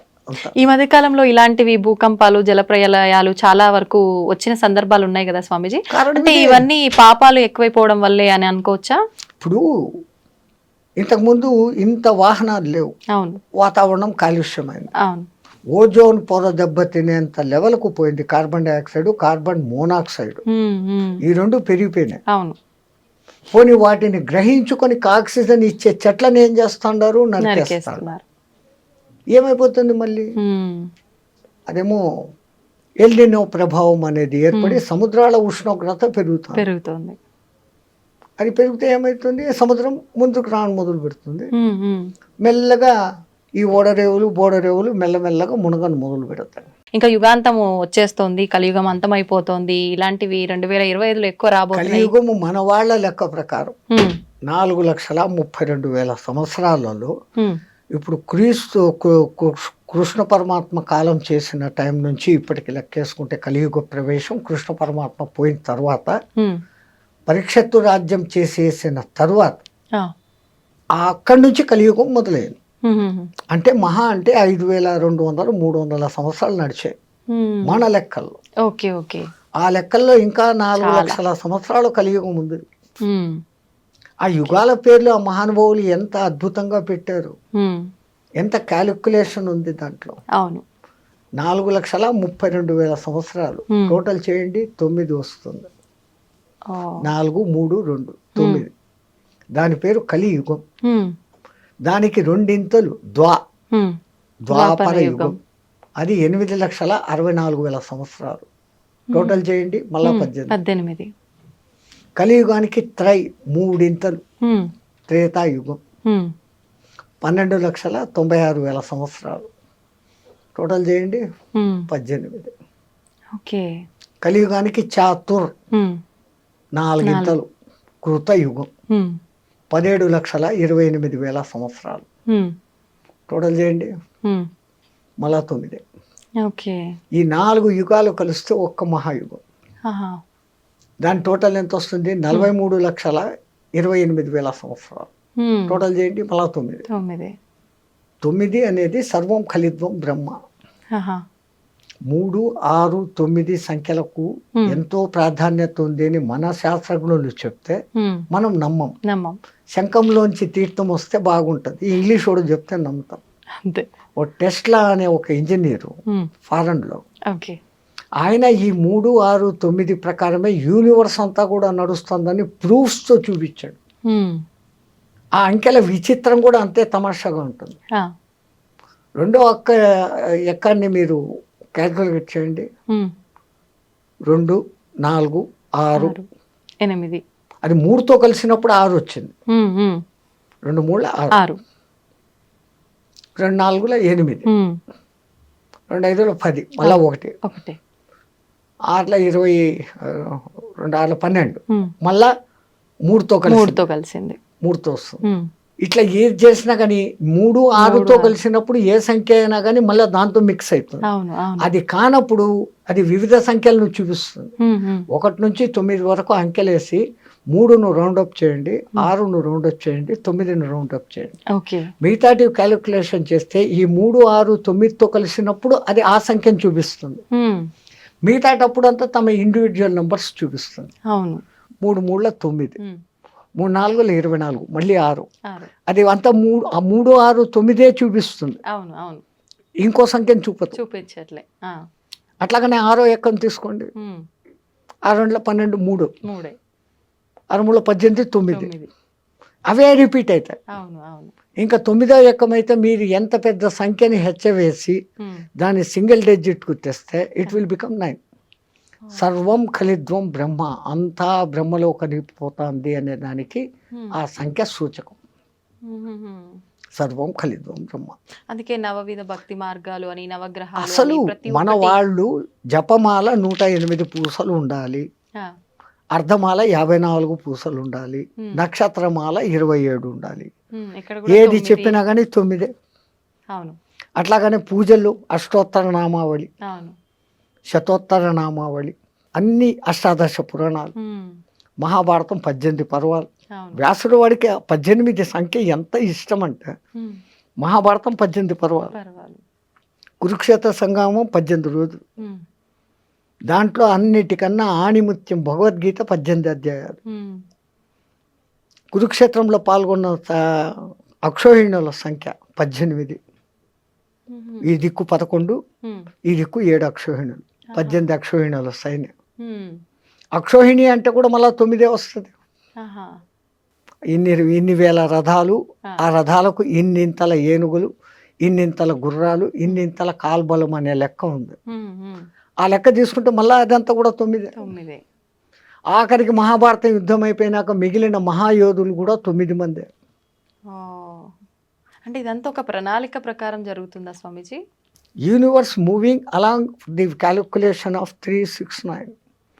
మీరు ఆయన టెస్లా గారి పుస్తకాలు రెఫరెన్సులు చూసి మీరు వచ్చింది కదా ఇప్పుడు ఈ గూగుల్ దాంట్లో చూసినారంటే ఆయన దాని గురించి ఇచ్చిన వివరణ బ్రహ్మాండమైన వివరణ. ఈవెన్ పిరమిడ్ నిర్మాణంలో కూడా 3, 6, 9ల కనెక్షన్ ఉంది. అంతెందుకు మన శ్రీచక్రం, అమ్మవారి శక్తులు 5, అయ్యవారి శక్తులు 4. 5, 4, 9. అసలు గురుపూసలు 108 పెట్టి ఒకటి గురుపూస అని పెడతారు. జపం చేస్తామంట. చేస్తే ఏమొస్తుంది అని అంటారు. ఇప్పుడు మన బతుకులంతా ఎక్కడుండ 27 నక్షత్రాల్లో ఉండ. ఒక్కొక్క నక్షత్రానికి 4 పాదాలు. 27 × 4 108. మనం 12 రాశుల్లో 9 గ్రహాల మధ్య బతుకుతాను. ఒక గురువు దగ్గర సరైన మంత్రదీక్ష తీసుకొని జపం చేస్తే నీ రాశి దోషాలు, నక్షత్ర దోషాలు, గ్రహ దోషాలు పోతాయి అనే దానికి ఆ సంఖ్యను పెట్టి ఆ అర్థంతో పెట్టినారు. అయితే ఇప్పుడు ఎవరికి తోచినట్టు వాళ్ళు ఇప్పుడు ఇలా వీడియోల రూపంలో ఎవరైనా చెప్పింది పట్టించుకొని ఆ మంత్రం కానీ శ్లోకం కానీ ఎవరికి వారంటే పలానా ప్రాబ్లంకి ఈ మంత్రం పారాయణ చేయండి, జపం చేయండి అని చెప్తూ ఉన్నారు. అలా ఎవరికి వాళ్ళు చేసుకుంటున్నారు గురు ఉపదేశం లేకుండా. అది నిజంగా ఫలిస్తుందంటారా స్వామీజీ? దాని ఫలితం చాలా లేట్ అవుతుంది. గురు ద్వారా తీసుకోబడినప్పుడు నేను ఇప్పుడు గురు ఛత్ర ఛాయలో ఉన్నాను, నాకు ఒక గురువు ఇచ్చినాడు అన్న ఒక సగం బలంలో ఎంట్రీ అవుతుంది. అవును. పుస్తకాలు చూసేసి ఎవడో టీవీలో చెప్పేశాడు అది వినేసి చేసుకుంటే అది కాదు. గురుమంత్రం ఇవ్వడము ఎంత విధానం పెట్టారు మన పెద్దలు. ముందు వాడు మంత్రం తీసుకునేకి అర్హుడా కాదా అనే దానికి ఆ కాలంలో కొంతకాలం నా దగ్గర సేవ చేయి, ఆ తర్వాత నీకు దీక్ష ఇస్తాననే వాళ్ళు గురువులు. ఊరికి వచ్చి ఏదో 10,000 డబ్బులు తీసుకో దక్షిణ, ఇన్ని పండ్లు బట్టలు తీసుకో, ఇచ్చే మంత్రం అంటే ఇచ్చేస్తాండారు. అందున నీకే దేవుడు ఇష్టమో అడిగి ఆ మంత్రం ఇస్తాండారు. అట్లా జరగదు ఆ కాలంలో. అసలు ప్రశ్నోపనిషత్తులే ఎంత అద్భుతంగా చెప్పాడమ్మా. గర్గముని కొడుకు, గౌతముని కొడుకు, ఒక రాజు కొడుకు, ఇట్లా 6 మంది మహర్షులు అడవిలో పిపిలాద మహర్షిని వెతుక్కుంటూ వస్తారు. ఆయన కనపడినాక దండ ప్రమాణాలు చేసి చేతికి దర్భలు ఇస్తారు. ఆ కాలంలో అది సవిత్ప్రాణి అయిపోవాలా. వాళ్ళకేం కావాలా? ఆవులు, గడ్డి, ఈ 2 కావాలి. ఎవరినైనా మీరు అంటే నేను ఫలానా ఆయన కొడుకు, నేను ఫలానా. అమ్మ అంత గొప్ప వాళ్ళ కూర్చోండి అని వాళ్ళకి ఆర్ఘ్యపాదాలు ఇచ్చి ఏంటి నన్ను ఎత్తుకుంటే ఎక్కడికి ఎందుకు వచ్చారు? వాళ్ళు అంటారు మాకు కొంచెం అనుమానాలు ఉన్నాయి, మా తండ్రులను అడిగాం, వాళ్ళు మాకు తెలీదు, ఆ పిప్పిలాదుడు తప్ప ఇంకెవడు చెప్పేవాళ్ళు లేడు, మీరు ఆయన్ని పోయి పట్టుకోండి అన్నాడు, మేము వెతుక్కొని వచ్చాం, మాకు ఆ సమాధానాలు కావాలా. రావడం, సమాధానాలు అడగడం, నేను చెప్పడము, అంతేనా? గురు శిష్య సంబంధం లేకపోతే కాదు. కొన్నాళ్ళు నా దగ్గర సేవ చేయండి, ఆ తర్వాత మీ అనుమానాలు ఏదో అడగండి. ఒక బాంబు వేశాడు అక్కడ, నాకు తెలిస్తే చెప్తాను అన్నాడు. 1 సంవత్సరం నా దగ్గర సేవ చేయండి, సేవ చేసినాక మీ ప్రశ్నలు అడగండి, నాకు సమాధానం తెలిస్తే చెప్తాను. మనం ఈ కాలం వాళ్ళం ఏమనుకుంటాం? సంవత్సరం సేవ చేస్తాం, అడుగుతాం, నాకు తెలుదురా అన్నాడంటే మన గతి ఏం? సంవత్సరం పాయా. మన మెంటాలిటీ వాళ్ళు ఆజ్ఞాపించండి గురుదేవా, ఏం చేయమంటారు? నువ్వు ఆవులు మేపకరా, నువ్వు సమిదలు తీసుకురా, నువ్వు గోశాల శుద్ధం చేసి సంథింగ్ డ్యూటీలు చెప్పేస్తున్నారు. వీళ్ళు డ్యూటీల్లో సర్వనిమగ్నం అయిపోయినారు. సంవత్సరమైన సంగతి కూడా తెలియదు. ఒక దినం సాయంత్రం 4 గంటలకు వాళ్ళంతా ఆవులు మేపుకొని అంతా వచ్చి కూర్చున్నప్పుడు, నాయన స్నానం చేశారండి, మీరేదో ప్రశ్నలు అడుగుతామన్నారు కదా. ఆ సంవత్సరం అయిపోయింది, గురువాడు అయిపోయింది అన్న. ఇలా స్నానం చేశారు, వచ్చినారు, మీ ప్రశ్నలు ఏదో అడగండి, నాకు తెలిస్తే చెప్తాను. మళ్ళీ మొదటిది, వీడు అసలు నా దగ్గర పనిచేసే అర్హుడా కాదా, ఈ సంవత్సరంలో వాని మెంటాలిటీ ఏంటి, వాని మనోక్షేత్రం శుద్ధమైందా లేదా. మనస్సు అనే పొలం క్షేత్రం శుద్ధం చేయిందా. వీడు అర్హుడు అని ఆయన కనిపిస్తాడు. అప్పుడు అంటాడు. కానీ రెండోసారి నాకు తెలిస్తే చెప్తానని చెప్పడం, నాకే తెలుసు అన్న గర్వం ఎవరికి ఉండకూడదు. అప్పుడు అంటాడు, ఒకడు అడుగుతాడు, ఈ జీవుడు రాకేంటి పోకేంటి, చంద్ర మార్గం ఏంటి, సూర్య మార్గం ఏంటి, ధూమ మార్గం ఏంటి, అసలు పురుషులలో షోడశ పురుషుడు అంటాడే ఎవడు అతను, ఇట్లాంటి మహత్తరమైన ప్రశ్నలు మళ్ళీ వేస్తాడు. ఇంకా అదంతా పెద్ద విషయం. ఈ సంగతి ఎందుకు చెప్తున్నానంటే, ఒక గురువు ముందు శిష్యుణ్ణి శోధన చేస్తాడు. ఇప్పుడు ఫీజులు తీసుకొని స్కూళ్ళల్లో కూర్చొని జీతాలు తీసుకొని 30 మందిని వేసేసి మేకమందలాగా చెప్పి ఇడిచిపెట్టడం కాదు. అప్పుడు ప్రతి ఒక్కడు వింటున్నాడా లేదా, వానికి అర్థమైందా లేదా, వాడు ఏ స్థాయిలో ఉన్నాడో వానికి ఆ స్థాయిలో నేర్పించు తనంత వాడిని తనకన్నా మించిన వాడిని చేసేవాళ్ళు ఆ కాలంలో గురువులు.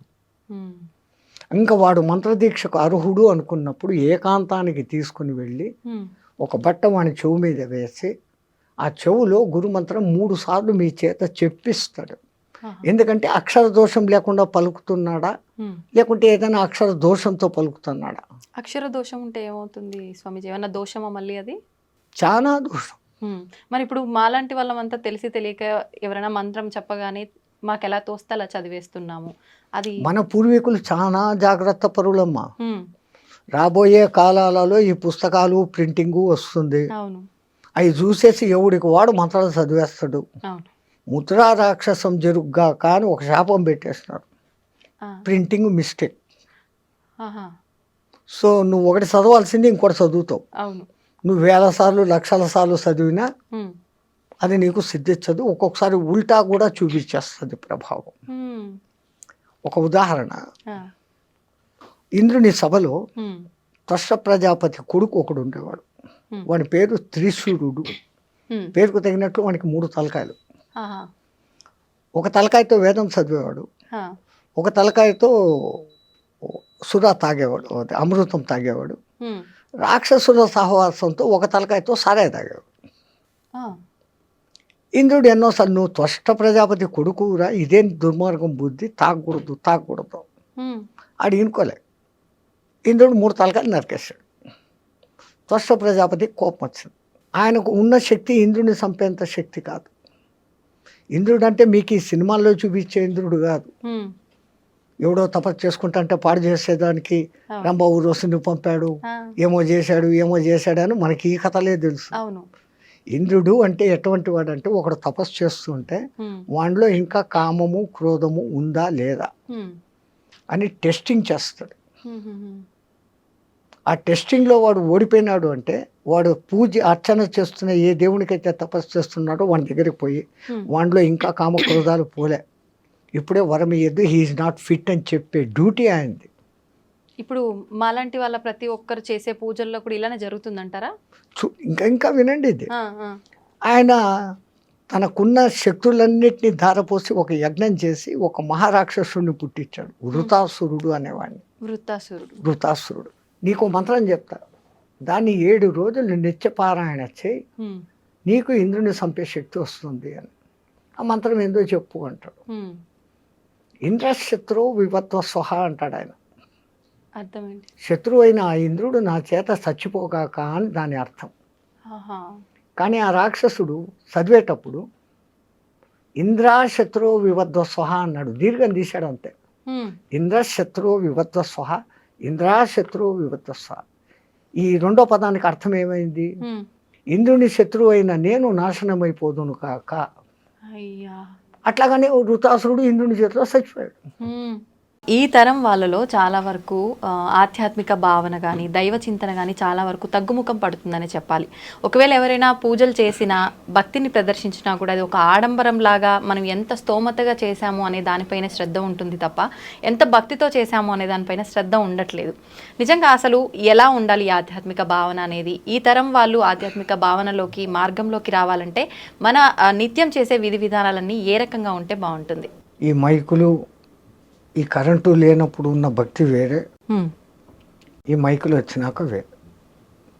మైకులు వచ్చిన కొత్తలో కూడా గణపతి నవరాత్రులు 9 రోజులు ఆ గణపతి పాటలు తప్ప రెండోది ఉండేది కాదు. అవును. ఇప్పుడు దిక్కుమాలిన ఇంగ్లీష్ పాటలు, సినిమా పాటలు అన్నీ పెట్టి పారేస్తాం. జాగరణం అని చేసే శివరాత్రి, జన్మకో శివరాత్రి అని చెప్పే శివరాత్రి, ఆ రాత్రి అంతా సినిమాలు చూస్తూ గడుపుతా ఉన్నారు. అవును. పెద్దవాళ్ళు పెట్టిన ఇంటెన్షన్ వేరే. జన్మకో శివరాత్రి అని ఎందుకన్నారు? ఈ శివరాత్రి అయిన మరుసదినమే నువ్వు ఉంటావో లేదో గ్యారంటీ లేదు, మళ్ళా ఇంకో శివరాత్రి చూస్తామనే దానికి ఛాన్స్ లేదు. అందుకని ప్రతి శివరాత్రిని ఈ జన్మకో శివరాత్రి అన్నట్లు చేసుకో. ఉదయం నుంచి ఆహారం తినకుండా ఉండి రాత్రంతా దైవనామ స్మరణతో గడుపుతూ మేలుకొని మరుసదినం 12 గంటలకు ఉద్వాసన. అట్లాగనే మన వాళ్ళు ఏకాదశి ఉపవాసాలు పెట్టించారు. అది వాళ్ళు ఎంత దూరపు ఆలోచన అంటే సంపూర్ణమైన సైన్స్ ఉంది. ఇప్పుడు ఒక జపాన్ శాస్త్రవేత్త 36 hours ఫాస్టింగ్ అనే ఒక విధానాన్ని కనిపెట్టి నోబెల్ ప్రైజ్ తెచ్చుకున్నాడు. ఏకాదశి ఉపవాసం అదే కదా, ద్వాదశి ఉద్వాసన అంటాం. ఏమైతుంది? 36 hours. అంతే. 36 hours మీరు ఎప్పుడైతే ఫాస్టింగ్లో ఉంటారో మీ మెటబాలిజం తనను తాను రెక్టిఫై చేసుకుంటూ మీలో రెసిస్టెన్స్ కెపాసిటీని పెంచే గుణాలు దానికి వచ్చేస్తాయి ఆటోమేటిక్గా. ఓకే. ఈ విషయం మన వాళ్ళు కనిపెట్టే పండుగలకు నువ్వు మధ్య మధ్యలో ఈ ఉపవాసాలు ఉండు అన్నారు. ఇంకో అర్థం కూడా ఉంది. ఆవాసం అంటే వాని పక్కనే కూర్చోవడం అనే అర్థాన్ని తీసుకొని వీళ్ళు టిఫిన్లు కాఫీలు అన్నీ లాగిచ్చేస్తూ దీనికి ఎప్పటికీ రెస్ట్ ఇవ్వకుండా పోతే వీడి శరీరం తొందరగా శిథిలమవుతుంది. అంత దూరదృష్టితో మన వాళ్ళు అసలు పండుగలు అని పెట్టడంలోనే ఎంత అర్థము. మీ తెలుగు మాటలు మహా గొప్పవి తల్లి. పండుగ చేసుకో, నిన్ను నువ్వు పండుగ చేసుకో. చెట్టులో ముందు మొగ్గ తొడుగుతుంది, మొగ్గ ఉండొచ్చు, రాలిపోవచ్చు. మొగ్గ పువ్వు కాదు, పువ్వులోనే రాలిపోవచ్చు. పువ్వు పిందెగా మారుతుంది, పిందెగా రాలిపోవచ్చు. కరెక్ట్. కాయ అవుతుంది, కాయ రాలిపోవచ్చు. పండుగ అయ్యేదానికి ఎంత శ్రమ ఉందో నీ జీవితాన్ని నువ్వు పండుగ మార్చుకో. ఆ అర్థంతో పెద్దవాళ్ళు పండుగ అని పెట్టారు. మనం పండుగ చేసుకుంటే ఇంకా పొద్దు హాలిడే, లేని పిండి వంటలంతా పొద్దున్న నుంచి సాయంత్రం దాకా తినడమే, సినిమాలకు పోవడమే. ఇది ఎట్లయిపోయింది? ఎక్కడ జరుగుతుంది పొరపాటు అంటే పెద్దవాళ్ళు మన సాంప్రదాయం ఇది, ఇలాగే ఉండాలా అని వాళ్ళు కూడా చెప్పక ఏందో ఆ పథకాలు చెంతాడు మేము అనుభవించాము, మా వాళ్ళు జాలిగా అన్నా ఉండని, అరే పండగకు నీ ఇష్టం వచ్చినట్లు ఉండరా అనేసి పెద్దవాళ్లే ఫ్రీనెస్ ఇస్తాడు. తప్పు ఎక్కడ జరుగుతుందంటే ముందు తల్లి తండ్రి వీళ్ళు మామూలు విద్యావంతులే కాకుండా ఆధ్యాత్మిక పరంగా ఒక తల్లి ఉన్నప్పుడు ఒక జిజియాబాయి శివాజీని తయారు చేసింది, ఒక యశోద కానీ ఇంకోళ్ళు కానీ కృష్ణుడు తయారు చేసింది. తల్లి ఇంట్లో మొదట, అందుకే హోమ్ డిపార్ట్మెంట్ అంటాం, ప్రధానికన్నా హోమ్ డిపార్ట్మెంటే పవర్ఫుల్. హోమ్ డిపార్ట్మెంట్ బాగుంటే అన్నీ బాగుంటాయి. అట్లాంటిది ఈ కాలపు తల్లుల బాధ్యత పిల్లవాళ్ళలో భక్తి బీజాలు కూడా నాటాలి. ఇప్పటి నుంచే భక్తి ఎందుకు, రిటైర్డ్ అయినాక చూసుకుంటాం. రిటైర్డ్ అయ్యేంత వరకు నువ్వు ఉంటావా? సరే ఉన్నా అప్పుడు ఆ మంత్రాలు, స్తోత్రాలు, ఉపవాసాలు శక్తి నీ మెటబాలిజంలో ఉంటుందా? ఇప్పటి నుంచి అలవాటు చేసుకుంటే నీ బాడీ ఆ రోజుకు కూడా అక్కడే సహకరిస్తుంది. అందుకే విద్యాభ్యాసం చేసేవాడికి మన వాళ్ళు 4 వ్యవస్థలు పెట్టారు. బ్రహ్మచర్యం, విద్యాభ్యాస కాలం అంతా కూడా మంచి విద్య నేర్చుకో, ఆ తర్వాత గృహస్థాశ్రమంలోకి ప్రవేశించు, ఆ తర్వాత కొడుకులో పెళ్ళిళ్ళు అయిపోయినాక భార్యను అనుమతి తీసుకొని నువ్వు వస్తావా ఉంటావా, అక్కడ మన ఇద్దరం స్నేహితులు అన్నట్లు వానప్రస్థం. ఆ చిట్ట చివరిది సన్యాసం, సర్వసంగ పరిత్యాగం. అంత 4 వ్యవస్థలు మన వాళ్ళు పెట్టారు. ఈ భక్తి తగ్గిపోవడానికి కారణము మనమే. చెప్పిన శాస్త్రం ప్రకారం చేసి తీరాలా అని ఒక గట్టిగా చెప్పేవాడు లేకపోయి డూ యాజ్ యూ లైక్ అనే వ్యవహారానికి దిగబడి కాంప్రమైజేషన్లోకి రాబట్టి ఇట్లా జరుగుతుంది. గణపతిని, మట్టి గణపతినే తయారు చేయాలి. అది మళ్ళీ నిమజ్జనం చేస్తే నీలో నుంచి వచ్చింది తేరా తుజుకో అర్పణ అన్న భావన. అట్లానే శివార్చనలు చేస్తే బంకమన్నుతో నది పక్కనే శివార్చన లింగం చేసి నీళ్లు పోస్తూ ఉంటే అది మళ్ళీ కరిగిపోయి మళ్ళీ నదిలో కలిసిపోతుంది. నీది నీకే అర్పణం అన్న భావన ఇంత అర్థాలతో మన వాళ్ళు పెట్టినారు. ఇప్పుడు యాక్రిలిక్ లింగాలన్నీ సెటప్ చేసి దానికి లింగాభిషేకాలు, పూజలు, దీపారాధన. ఆ బర్త్డే పొద్దు 50 బర్త్డే అంటే 50 దీపాలు వెలిగించి 50ని ఊది పారేసి కేక్ కట్ చేసుకొని తింటాడు. మనది దీపాలు ఆర్పే సంస్కృతి కాదు, దీపాలు ముట్టించే సంస్కృతి. పూర్వీకులు ఏం చేసేవాళ్ళు, ఒకవేళ రాజవంశాల్లో వాళ్ళు వీళ్ళు బర్త్డేలు చేసుకోవాలంటే వాడు ఎన్నో బర్త్డే అయితే అన్ని గుళ్ళల్లో అన్ని దీపాలు వెలిగించి రావాలి. దీపం జ్యోతిపర బ్రహ్మ దివ్యన సాధ్యతే సర్వస్వం దీపం సర్వతమోవహ అని దానికి చెప్తూ ఆ దీపం వెలిగించాలి. ఒకప్పుడు సూర్యభగవానుడు మునిగిపోతా అయ్యో నేను పోతా ఉండనే రాత్రి చీకటి అయిపోతే ఈ జనాలంతా ఏమవుతారు అనుకుంటే ఒక చిన్న దీపం చెప్పిందంట, డోంట్ వరీ డోంట్ బాదర్, నేనున్నా, నువ్వు బోట్ రెస్ట్ తీసుకో, రేపు పొద్దున రానిందంట. ఇంత చిరు దీపం చాలు కదా ఈ గది అంతని వెలిగించేదానికి. ఆ దీపం వెలిగించుకునే దాంట్లో ఎంత అర్థం మన వాళ్ళు పెట్టారు మీకు చెప్పే ఉంటాను, మళ్ళీ చెప్తాను. ఒక దేశంలో కొంచెము మంచి జ్ఞాని అయినా కానీ అప్పుడప్పుడు తిక్క ప్రశ్నలు వేసే రాజు ఒకడు ఉండేవాడంట. ఈ జనాలకందరికీ సభలో ఉండే వాళ్ళకు భయం, వీడు ఏ పొద్దు ఏ తిక్క ప్రశ్న వేస్తాడో, సమాధానం చెప్పకపోతే జైలు, కొరడా దెబ్బలు, రాజు ఏమనేకి లేదు.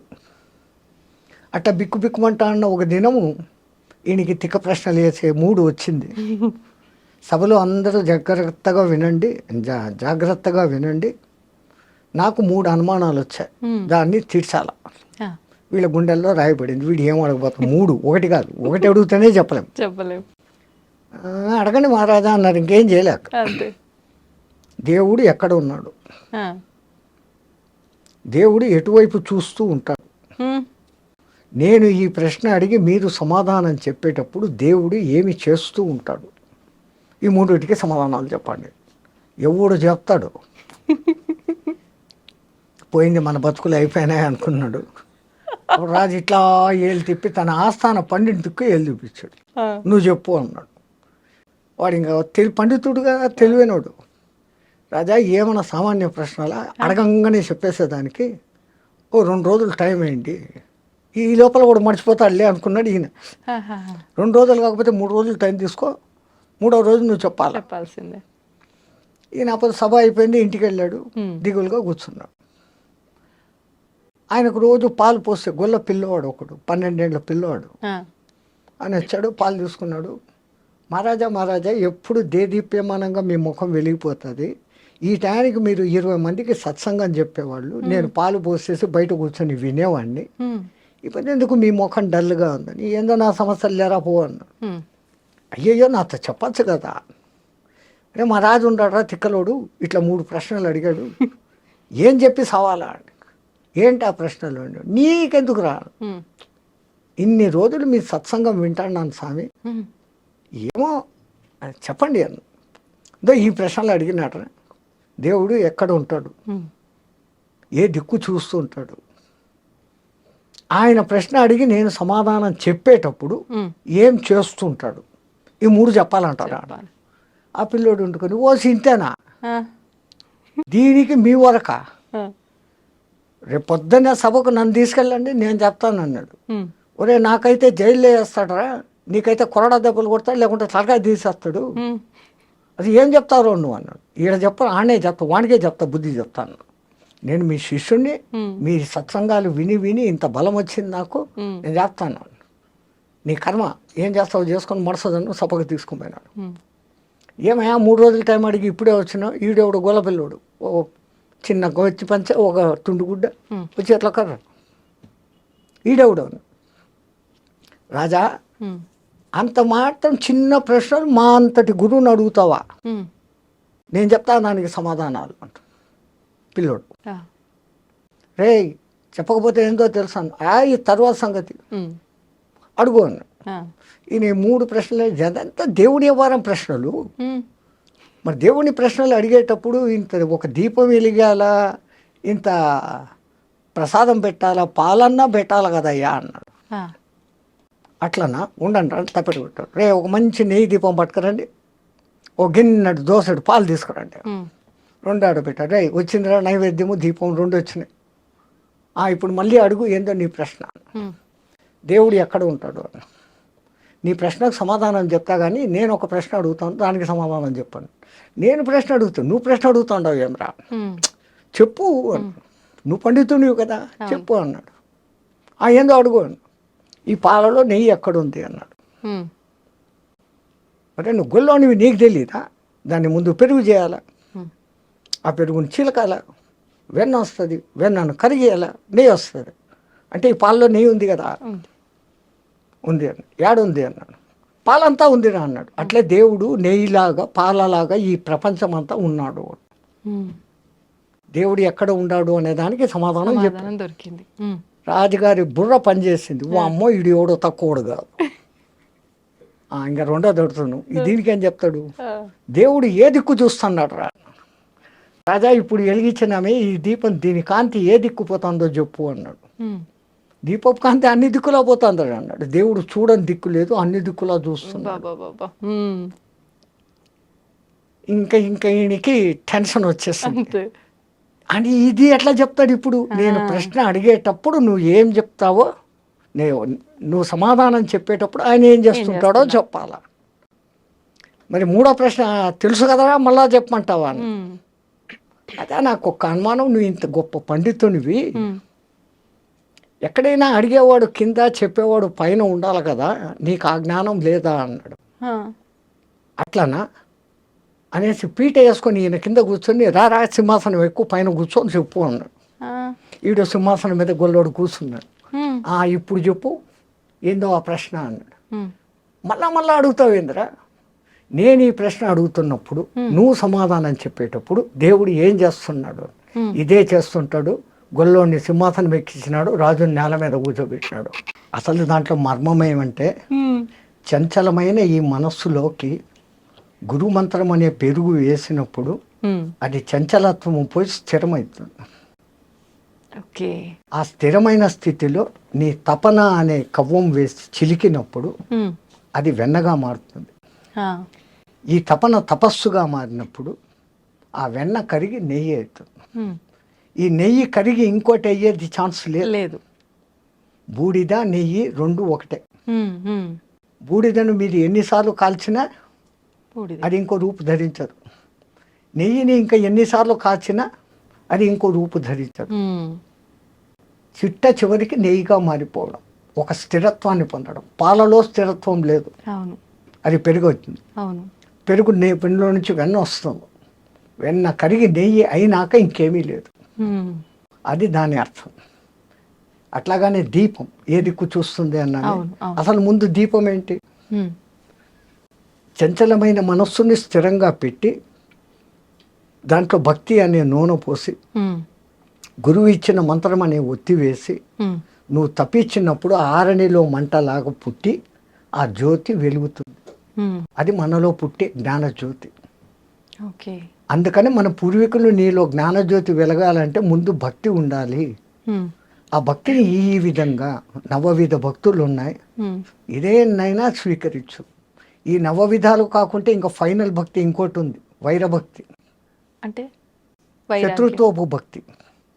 భగవంతుడి పైన కోపంతో వచ్చేదా స్వామీజీ? శత్రుత్వం. ఉమ్. అసలు మనం దేవుణ్ణి 10 సార్లు తలుచుకుంటే శత్రువు 20 సార్లు తలుచుకుంటాడు. అవును. మీరు ఎవరికైనా 10 మంచి పనులు చేశారు, ఉమ్. ఆ 10 మందిలో ఎవడో ఒక్కడు మిమ్మల్ని తలుచుకుంటాడు. ఉమ్. ఉమ్. అదే మీ మీద కోపం ఉండేవాడు ఉమ్. మీ ఎదురు కనపడినప్పుడు అంతా లేదు, మీ ఫ్రెండ్ ఎవడైనా కనపడితే కూడా అవును. వాడు అట్ట చేశాడు, వాడిని పోతున్నాడు రోడ్డు మీద, వాడు అట్ట చేశాడు, వాడి పేరు 100 సార్లు చదువుతాడు. అవును. హిరణ్యకశిపుడు అంతే. ఉమ్. ఉమ్. ఎక్కడున్నాడురా హరి, ఎక్కడున్నాడురా హరి, ఈ ప్రహ్లాదుడు చెప్పిన దానికన్నా 100 సార్లు ఎక్కువ వాడు చెప్పాడు. ఉమ్. ఉమ్. వాడికి మోక్షం వచ్చాయి. మోక్షం వచ్చింది. అనన్య భావంతో భగవత్ చింతనం, ప్రతిఫలాక్ష లేపకుండా దేవుని చింతనం ఉమ్. అంతవరకే చేయాలి. కానీ లాభాల కోసము ఫలితాల కోసము మనం దేవుణ్ణి చింతన చేస్తాం. అవును. గుడికి పోయినా మనం చేసే పని ఇదే. ఉమ్. భక్తిభావం జనాల్లో ఉండాలా అని గుడి అనే వ్యవస్థ, గుడి కాదు దాని పేరు ఆలయం, అందులో లయం అన్న పేరు పెట్టారు. ఆలయం. ఆలయం. ఆ ఆలయ నిర్మాణం ఎట్లుండేది? ఆ. పెద్ద గాలిగోపురం ఉండేది, లోపలికి వచ్చినాక బలిపీఠం ఉండేది, ధ్వజస్తంభం ఉండేది, ఆ తర్వాత సంగీత మండపం ఉండేది, దాని తర్వాత నృత్య మండపం ఉండేది, ఆ తర్వాత దర్శన మండపం ఉండేది, ఆ తర్వాత గర్భగృహం అనేది ఉండేది. ఆ గర్భగృహంలో చీకటి ఉండేది, ఒక చిన్న దీపం, దేవుడు కనపడకుండా ఉంటాడు. మనం పోతే పూజారి కర్పూర్ సే ఉస్కో కర్పూరంతో హారతి ఇచ్చినప్పుడు ఆ పైనుంచి ఆ పబ, ఆ దివ్యమంగళ రూపము, ధరించిన ఆయుధాలు, కాళ్ళు అన్నీ చూపించుకొని ఆ చూసిన దాన్ని అంతా కళ్ళ నిండుగా చూసి అక్కడ మళ్ళీ పైన ధ్యాన మండపం అని ఉంటుంది. అక్కడ కాసేపు కూర్చొని ధ్యానించుకో, నువ్వు చూసిన దాన్ని ధ్యానించుకొని మన పెద్దోళ్ళు ఇంత గొప్ప వ్యవస్థ పెట్టినారు. అంటే భగవంతుని దర్శనం తర్వాత కాసేపు గుళ్ళో కూర్చోవాలి అనడానికి అర్థం ఇదేనా స్వామిజీ? అయితే నువ్వు కన్నారా ఏమి చూసినావో, ఏ ఆయుధాలకు ఏ అర్థము, ఎందుకు ఆమె ఆయుధాలు ధరించింది, ఆమె అతడు ఆయన. విష్ణువు అయితే శంకు చక్రాలు ఉంటాయి, ప్రధానంగా ముందు ఆ రెండు కనపడతాయి. శం ఖం, శుభకరమైన ఆకాశం. ఖం అంటే ఆకాశం, శం అంటే శుభకరం, ఖం అంటే ఆకాశం, మంచి ఆకాశం.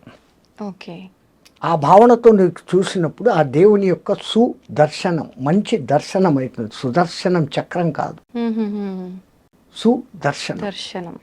అందుకే గజేంద్ర మోక్షంలో కలడు వాడు కలడు లేడు అని ముందు మొత్తుకొని, ఆ తర్వాత ప్రాణములు ఠావులు తప్పే నువ్వును తప్ప ఇహపరంబులను ఎరంగని కావవే వరదా అని అడిగినప్పుడు ఆ కరి మొద ఆలకించి ముందు ఆయన పంపింది ఏంది? సుదర్శనం. దానికి ముందు వీనికి దుష్ట దర్శనం. నేను ఆ భార్యలు చూస్తుండారు, నేను రాజును, డామ్ డూమ్ అని ఎగిరినాడు. సుదర్శనమైనప్పుడు జరిగింది, దాని పేరు సుదర్శనం. అట్లాంటి భావనతో నువ్వు చూసి ఆ భావనలన్నీ అనుకొని అక్కడ కూర్చోరాని ఇంత గొప్ప వ్యవస్థ పెట్టారు. మనమంతా ఆలయాలకు పోతుండం. అన్నిటికన్నా మన పెద్దోళ్ళు చెప్పింది, ఆలయం బయటనే చెప్పులు వదిలిపో. ఆ చెప్పులు వదలడంలో వాళ్ళ అర్థం ఏంటి? ఆ చెప్పులను వదిలేసినట్లు నేను కలెక్టరు, నేను ఆడ, నేను మగ, నేను బ్రాహ్మణ్, నేను క్షత్రియ, నేను వైశ్య, ఇవన్నీ ఏది కాదురా. నేను జీవాత్మ, నువ్వు పరమాత్మ, నీలో లయం అయ్యేదానికి, నాలో ఉన్న దుర్గుణాలను బలి ఇచ్చేదానికి, నాలో ఉన్న సద్గుణాలను ధ్వజస్తంభంలాగా నిలిపేదానికి ఇక్కడికి వచ్చాను అన్న భావనతో నువ్వు పోవాలా అని మన పెద్దోళ్ళు చెప్పులు బయట వదలమన్నా. ఇన్ని అర్థాలతో పెడితే మనం ఏం చేస్తున్నాం? చెప్పులేమో బయట వదులుతున్నాం. చెప్పారు కదా పెద్దోళ్ళు, చెప్పులు బయట వదులుతాం. చెప్పులు వదిలిపెట్టి గర్భగుడిలో పోయి దర్శనం చేసుకొని ధ్యానం చేసేదానికి ఒక్క నిమిషం అటు కూర్చొని లేచి మళ్ళీ బయటకు వస్తాం. ఇంత చేసే ఈ టైంలో మనకు తెలియకుండానే ఒక కొత్త మంత్రం చెప్పిస్తాం. అది ఎవడూ చెప్పడు, ఆ మంత్రం మనకే వచ్చేస్తుంది. ఏంటి స్వామిజీ? బయట వదిలిన చెప్పులు ఉంటాయో పోయి కొత్త చెప్పులు మననే కొనుక్కున్నా. అదే కదా, ఈ తిప్పలే. అవును. మళ్ళా వాడు అక్కడ 2 రూపాయలు అడుగుతాడే అని ఆడిచ్చాం. అవును. ఎన్నో గుర్తుగా బండ కింద చెట్టు కింద దాపెడతాం. ఆ దిక్మాలను 2 రూపాయలు వానికి కూడా ఇచ్చేది బుద్ధిలే. అవును. ఇంత ఈ బుద్ధులు పెట్టుకుని వాడి దగ్గరికి పోయి మళ్ళీ ఆడ వాడిని రికమెండేషన్లు అడగడాలు. మా మొగుడికి ప్రమోషన్ 3 ర్యాంకుల ప్రమోషన్ వస్తే 3 టెంకాయలు కొడతా. కొంపదీసి 2 ర్యాంకులు వచ్చినాయి అనుకో, 2 టెంకాయలు. 1 ర్యాంకు వచ్చింది అనుకో, 1 టెంకాయ. ర్యాంకు రాలేదు అనుకో, అసలు టెంకాయ కొట్టాం. ఈ డిమాండ్ చేయడం అనేది కరెక్టే అంటారా స్వామీజీ? మనమంతా ఒక 10 రూపాయలు టెంకాయ కొట్టేసి 50 లక్షల మారుతి కారు ఇంటి దగ్గర ఉండాలని కోరుకునే రకాలు. అవును. వానికి ఎప్పుడు ఇవ్వాలా, ఎక్కడ ఇవ్వాలా, ఎంత ఇవ్వాలా, ఎప్పుడు ఇవ్వాలా, నీ కర్మను బట్టి ఏది ఎప్పుడు రావాలా ఖచ్చితంగా తెలుసు. వాడు ఇచ్చేది ఇస్తాడు. అడిగితే దొరికేది ఇంతేనమ్మా, అడగకుంటే ఇంత దొరుకుతుంది. ఎవరో ఒక గురువు గారు ఒక ఊరికి వెళ్తూ పర్సు పోగొట్టేసుకున్నారు. ఈ ఊర్లో ఎవరిని అడగాల? ఆయన గొప్ప గురువు, పేరు ప్రతిష్టలు ఉన్నాయి, మానం ఉంది, అభిమానం ఉంది. ఎవడైనా నా ఒక శిష్యుడు కనపడితే వాడిని అడగవచ్చు, అర్హుడు కదా అనుకొని చూస్తా పోతున్నాడు. ఆయనకు దూరంలో నిజంగానే ఆయన శిష్యుడు ఒకడు కనపడ్డాడు. అయ్యో మా గురువుగారు వస్తాడారు, ఆయనకి ఏదైనా దక్షిణ ఇస్తే బాగుంటుంది అని ఆయన దగ్గర ఉన్న పెద్ద నోట్ల కట్టల్లో నుంచి 100 రూపాయలు తీసి పక్కన పెట్టి పై జోబులో పెట్టుకున్నాడు రెడీగా. ఆయన ఎదురు వస్తున్నాడు, ఈయన వస్తున్నాడు. గురుగారు నమస్కారం. నాయన చిరంజీవ, అరే నాయన ఒక చిన్న సమస్య వచ్చిందిరా, నేను పక్క ఊరికి పోతే మా ఊరు 100 రూపాయలు టికెట్కు డబ్బులు కావాలరా. వీడు అడిగినాడు కాబట్టి వాడు 1000 ఇవ్వదలుచుకున్నాడు, ఆ 1000లో నుంచి 100 తీసిస్తాడు. వీడు అడగకున్నానంటే అవి ఇచ్చేవాడు. భగవాన్ కభీ వహీ హోతా హై, దేవునికి కూడా అదే ఉంటుంది. కానీ పెద్దలు ఒక సామెత చెప్తారు కదా స్వామిజీ, అడగంది అమ్మాయిన అన్నం పెట్టదు కదా. అది అమ్మే కాదు, ఆకలిరిగి టయానికి అన్నం పెట్టేది నిజమైన అమ్మ. ఏ అమ్మైనా కానీ అంతే. పిల్లోడు ఆడుకుంటుంటాడు, వాడు తినే టైం అయిందని చెప్పి రా రా అని లాక్కొని వచ్చి కుక్కేస్తుంది. అది తల్లి ప్రేమ, అన్కండిషనల్ లవ్. ప్రపంచంలో అన్ని లవ్లు బూటకం, అన్నిటి వెనకాల స్వార్థం ఉంది. తల్లి ప్రేమ ఒక్క దాంట్లోనే నిస్వార్థత ఉంది. పెంపుడు జంతువుల ప్రేమలో కూడా నిస్వార్థత ఉంది. అవి చూపించేంత అఫెక్షన్ మన సొంత బిడ్డలు చూపరు. ఒక కుక్కను మీరు పెంచుతారు, 4 రోజులు ఊరు వదిలిపెట్టిపోయి రండి, ఎట్లా మిందపడి చుట్టూ తిరిగి ఎంత అది ప్రేమ చూపిస్తుందో. నిజం స్వామిజీ. మన పిల్లలు ఏం చేస్తారు, ఏం తెచ్చినావు నాన్న, బొమ్మలు తెచ్చినావా, చాక్లెట్లు తెచ్చినావా, బిస్కెట్లు తెచ్చినావు, బట్టలు తెచ్చినావా. Exchange, love exchange, money, but unconditional. వాడు కొడుకు మంచోడా చెడ్డోడా, డబ్బులు ఇచ్చాడా ఇలేదా, తల్లి ఆకలి చూస్తుంది. వాడు ఏ సమయంలో ఎవడు 10 మంది కొడుకులు ఎవడు ఏ కూర రుచిగా తింటాడు, ఏది ఎక్కువ తింటాడు, ఏ తక్కువ తింటాడు, ఎవడికి ఏ టైంలో పెట్టాలా, అన్నీ ఆ మహాతల్లి భరించి చూసుకొని చేస్తాను. ఈ ప్రపంచంలో ఇంకా ఉంది అంటే ఒక్కటి తల్లి ప్రేమ, అన్కండిషనల్ లవ్. అందుకే మన పూర్వీకులు మాతృ దేవో భవ అని మొదలు పెట్టినారు. ఆ తల్లి 9 మాసాలు మూసి కంటది, ఆ తర్వాత తన రక్తాన్ని పాలుగా పాసి వానికి వేస్తుంది, వాని మలమూత్రాలు అసహించుకోకుండా ఎత్తుతుంది, వాడిని బాగా జోలలో వేసి నిద్ర పుచ్చి అప్పుడే తింటామని కూర్చొని మొదటి ముద్ద నోట్లో పెట్టుకోగానే ఈ పులియారుగాడు అమ్మ ప్రేమ అన్నం చూస్తుందా బిడ్డను చూస్తుందా అని వాడిని గిచ్చుతాడంట భగవంతుడు. పులియారు మా అంటే గణపతి. వాడు కొయ్య అనగానే ఈమె చేయి వదిలేసి కడుక్కొని లేసిపోతుంది పరిగెత్తే. వాడు అప్పుడే గలీజ్ చేసి ఉంటాడు, తీసి కడిగి శుద్ధం చేసి మళ్ళీ వచ్చి కూర్చొని అప్పుడు తింటున్నాడు. వాడు అనను మొదలు పెట్టంగానే అమ్మ అను, మా అమ్మ అను మొదట అక్షరాలు నేర్పే మొదటి గురువు తల్లి. వానికి అన్నీ కొంచెం తెలిసి వచ్చినాకదో ఈడు మీ నాయన అని చూపిస్తే వాడు నాయన. తల్లి ఎవరిని చూపిస్తే వాడు నాయన, ఇంకోటి కాదు.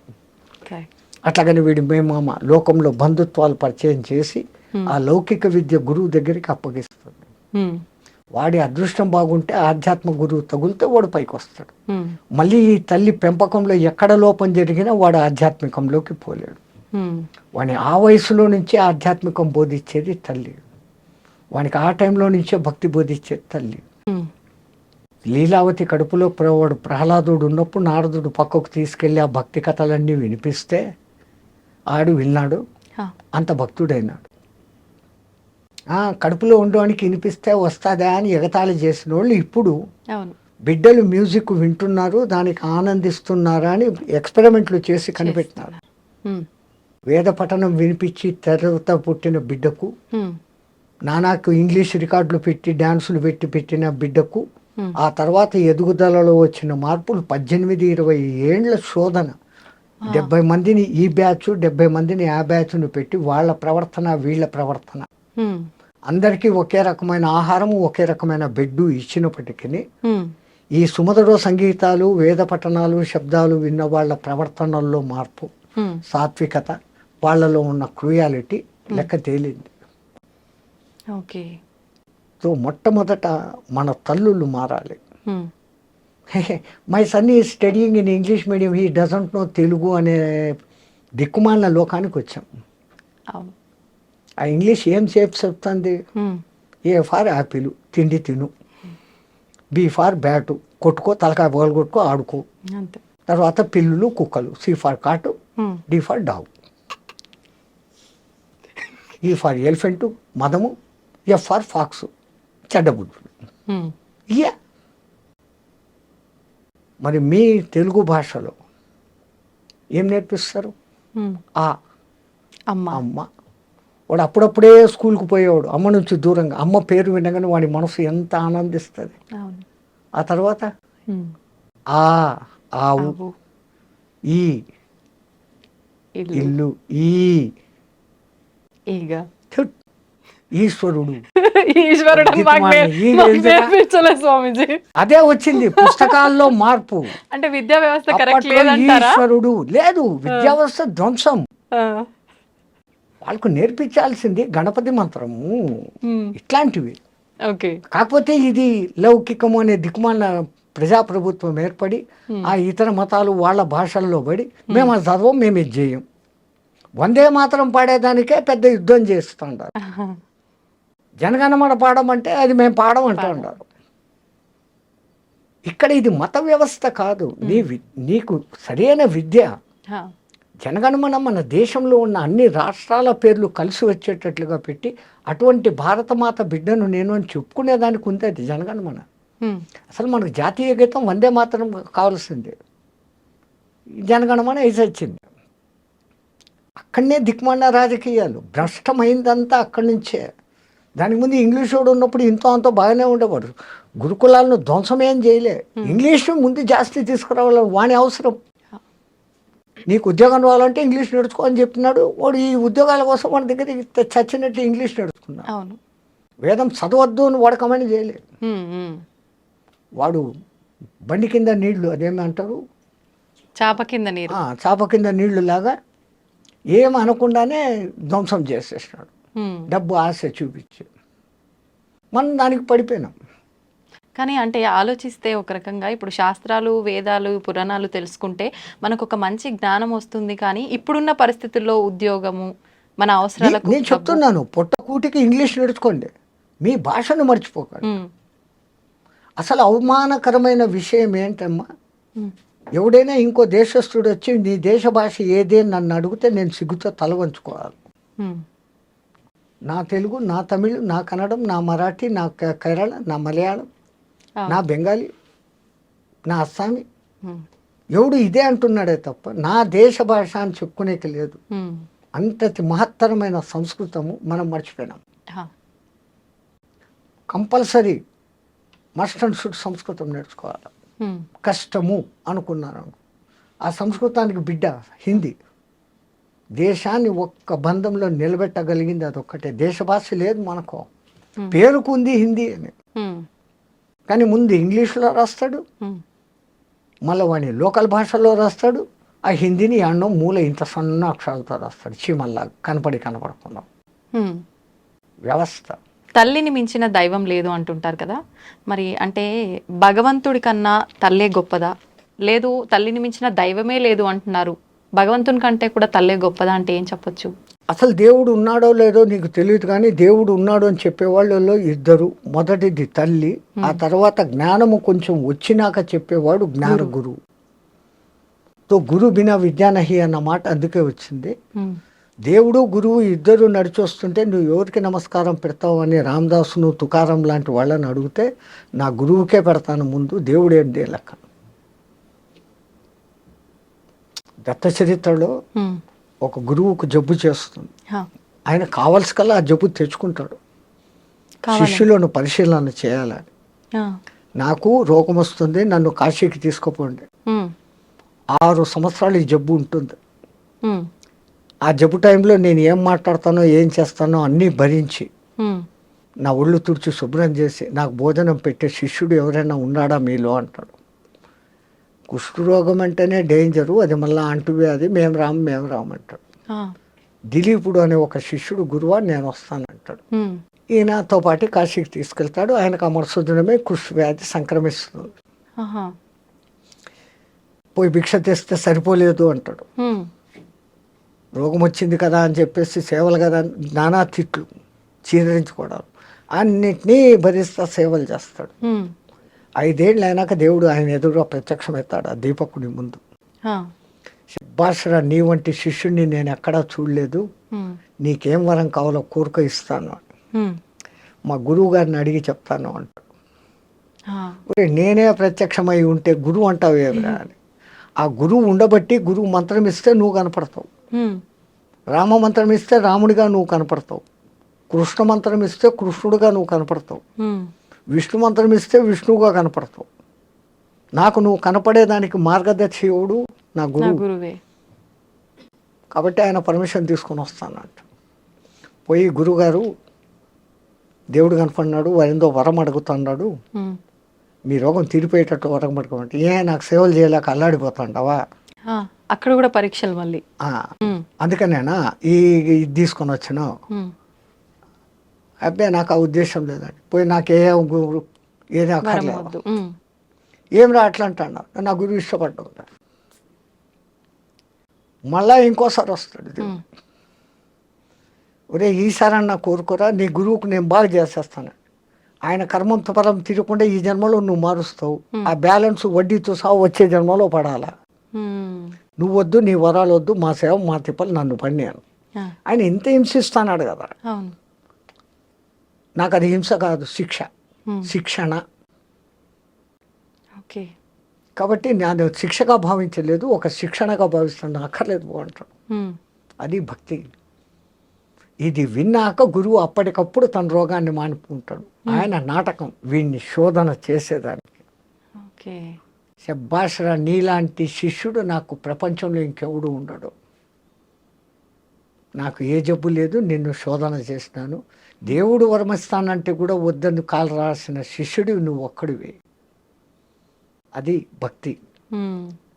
అట్లాంటి భక్తి మన ప్రపంచంలో, మన దేశంలో, మన పూర్వం ఉంది, ఇప్పటికీ చాలా చోట్ల ఉంది. పల్లెల్లోకి పొండి మీరు సంక్రాంతి చూడండి, అక్కడ ఎట్లా చేస్తారు. ఈడంతా అలంకారాలు చేసుకొని, నగలు వేసుకొని, ఫోటోజెనిక్ ఫేస్గా ముందు మేకప్, అదేంటి బ్యూటీ పార్లర్కు పోయి కెమెరాల్లో బాగా పడతామా లేదా, నేను కనపడినానా పాటలు పాడుకుంటా, మాటి మాటికి ఈ నగ సరిగ్గా ఉందా లేదా, ఈ చౌకమ్మలు బాగుండా, అది చూపించాలి, అక్కడ కనపడాలి.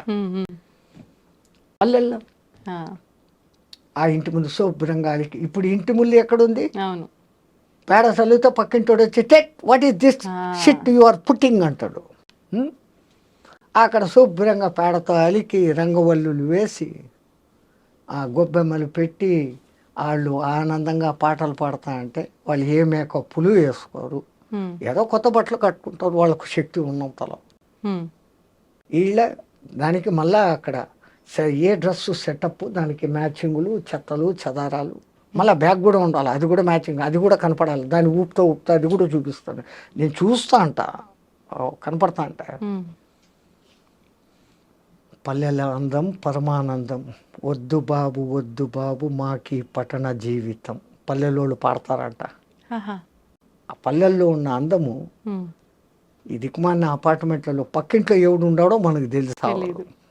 పల్లెల్లో ఇప్పటికీ కూడా ఎవరిని అడ్రస్ అడిగితే కూడా ఈ వచ్చినోడికి ఇంకోడు వాడు ఏదో పని మీద పోతాన్నా వెనక్కి వచ్చి, రే బావా నీకోసం ఎవరో వచ్చారా, మామ నీకోసం ఎవరో వచ్చారు, అంత వరుసలు కలిపేస్తారు, ఎంత క్లోజ్నెస్.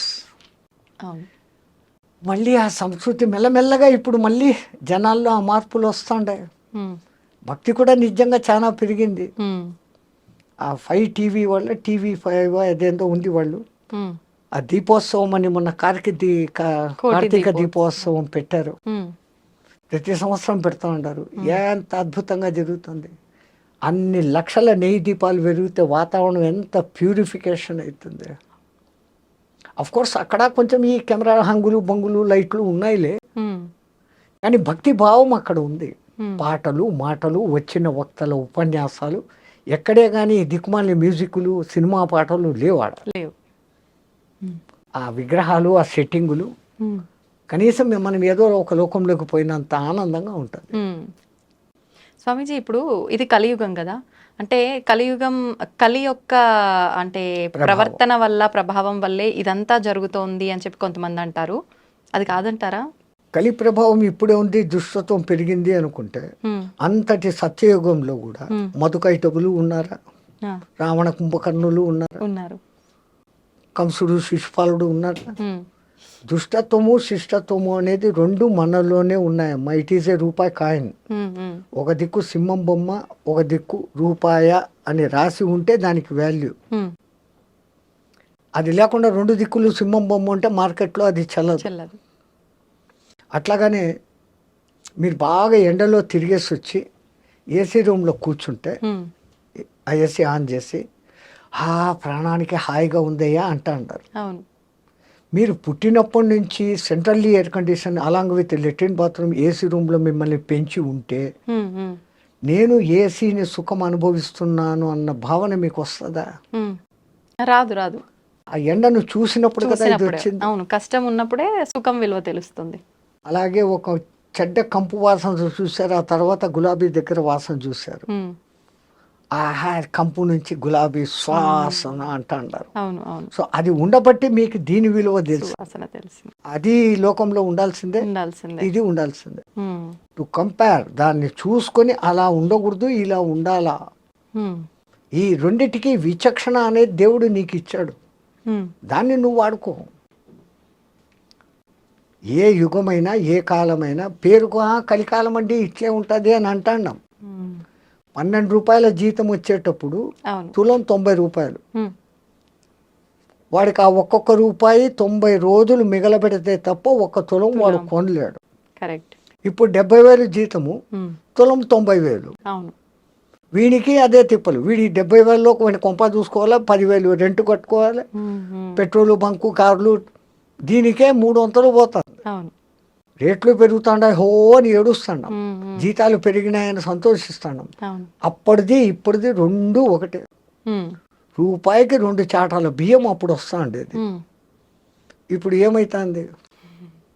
అదే పైలే ముఠ్ఠీ భర్ పైసే లేకర్ జాకర్ थैली भर सब्जी लाते थे, अब थैला पर पैसा जाता है, ముఠ్ఠీ భర్ సబ్జీ నహీ ఆతా హై అని ఒకడు పాట పడతాడు. महंगाई महंगाई तू कहाँ से आई, तुझे तो मौत न आई. సంచి నిండా డబ్బులు తీసుకుని పోతే పిడికడి నిండా కాయగూరలు రావడం లేదు. ఒకప్పుడు పిడికడకు నువ్వు కాసులు తీసుకొని వెళితే సంచి నిండా కాయగూరలు వచ్చేటి. మెహంగాయి, అధిక ధరలు, నువ్వు ఎక్కడి నుంచి వచ్చావు, నీకు సావు రాదేమి అని పాడతాడు ఒకడు ఒక సినిమాలో. ఆ కవి ఎంత ఊహించి ఎంత అద్భుతంగా రాశాడు. కవి అంటేనే భవిష్యత్తును దర్శించేవాడు. ఆ సినిమా ఎప్పుడో ఇప్పటికి 30-40 ఏళ్ల కింద వచ్చింది అది. అవునా? ఇప్పుడు అట్లాంటి సినిమాలు లేవు, మంచి సందేశాన్ని ఇచ్చే సినిమాలు లేవు. మంచి సందేశం అన్నారు కాబట్టి స్వామీజీ, ఇప్పుడు ఈ మధ్యకాలంలో మన పురాణాలకు సంబంధించి మహాభారతాలు, ఈ గ్రంథాలకు సంబంధించి చాలా సీరియల్స్ వస్తున్నాయి కదా, అవి చూడడం వల్ల మనకు నిజంగా మంచి జ్ఞానం. సీరియల్ను కూడా వక్రించి రాస్తాండారే. ఆ సాయిబాబా కథలని వస్తాండే, సాయిబాబా చరిత్రలో ఎక్కడైనా ఉన్నాయా అవి? అంటే వాళ్ళ ఉద్దేశం మంచిది. సాయిబాబా మహత్వం ఇట్లా కూడా ఉంటుంది అనేసి ఒక్కొక్క ఎపిసోడ్లో చూపిస్తాడు. కానీ శివుని పట్ల చూపించే కొన్ని పురాణాలు ఉంటాయి, వాడి ముఖమే శివుని ముఖం లాగా ఉండదు.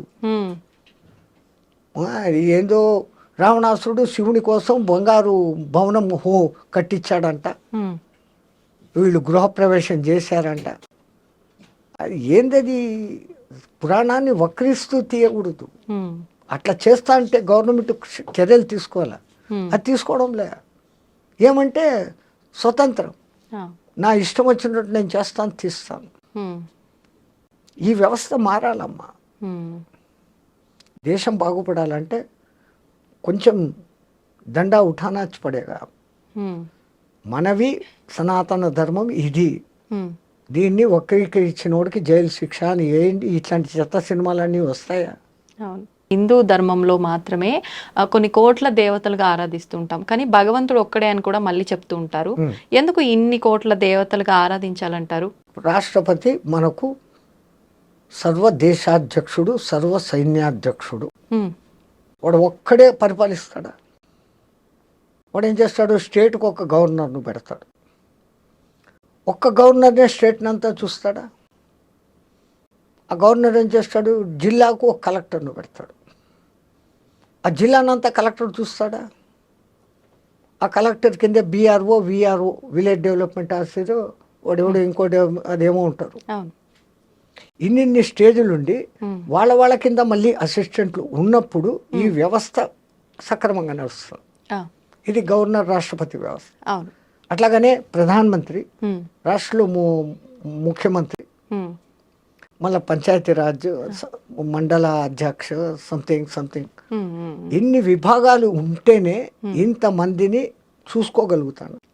మళ్ళీ దాంట్లో అగ్రికల్చర్ డిపార్ట్మెంట్ చూసుకునేవాడు ఒకడు, ఎలక్ట్రికల్ డిపార్ట్మెంట్ చూసుకునేవాడు ఒకడు, పౌర సంబంధాలు చూసేవాడు ఒకడు, హోమ్ మినిస్ట్రీ ఒకడు, పోలీస్ డిపార్ట్మెంట్ ఒకడు, వైద్యాధికారి ఒకడు, ఇంతమంది మినిస్టర్లు. వీళ్ళందరూ ఎవరి కింద పనిచేస్తున్నారు? ముఖ్యమంత్రి లేదు ప్రధానమంత్రి.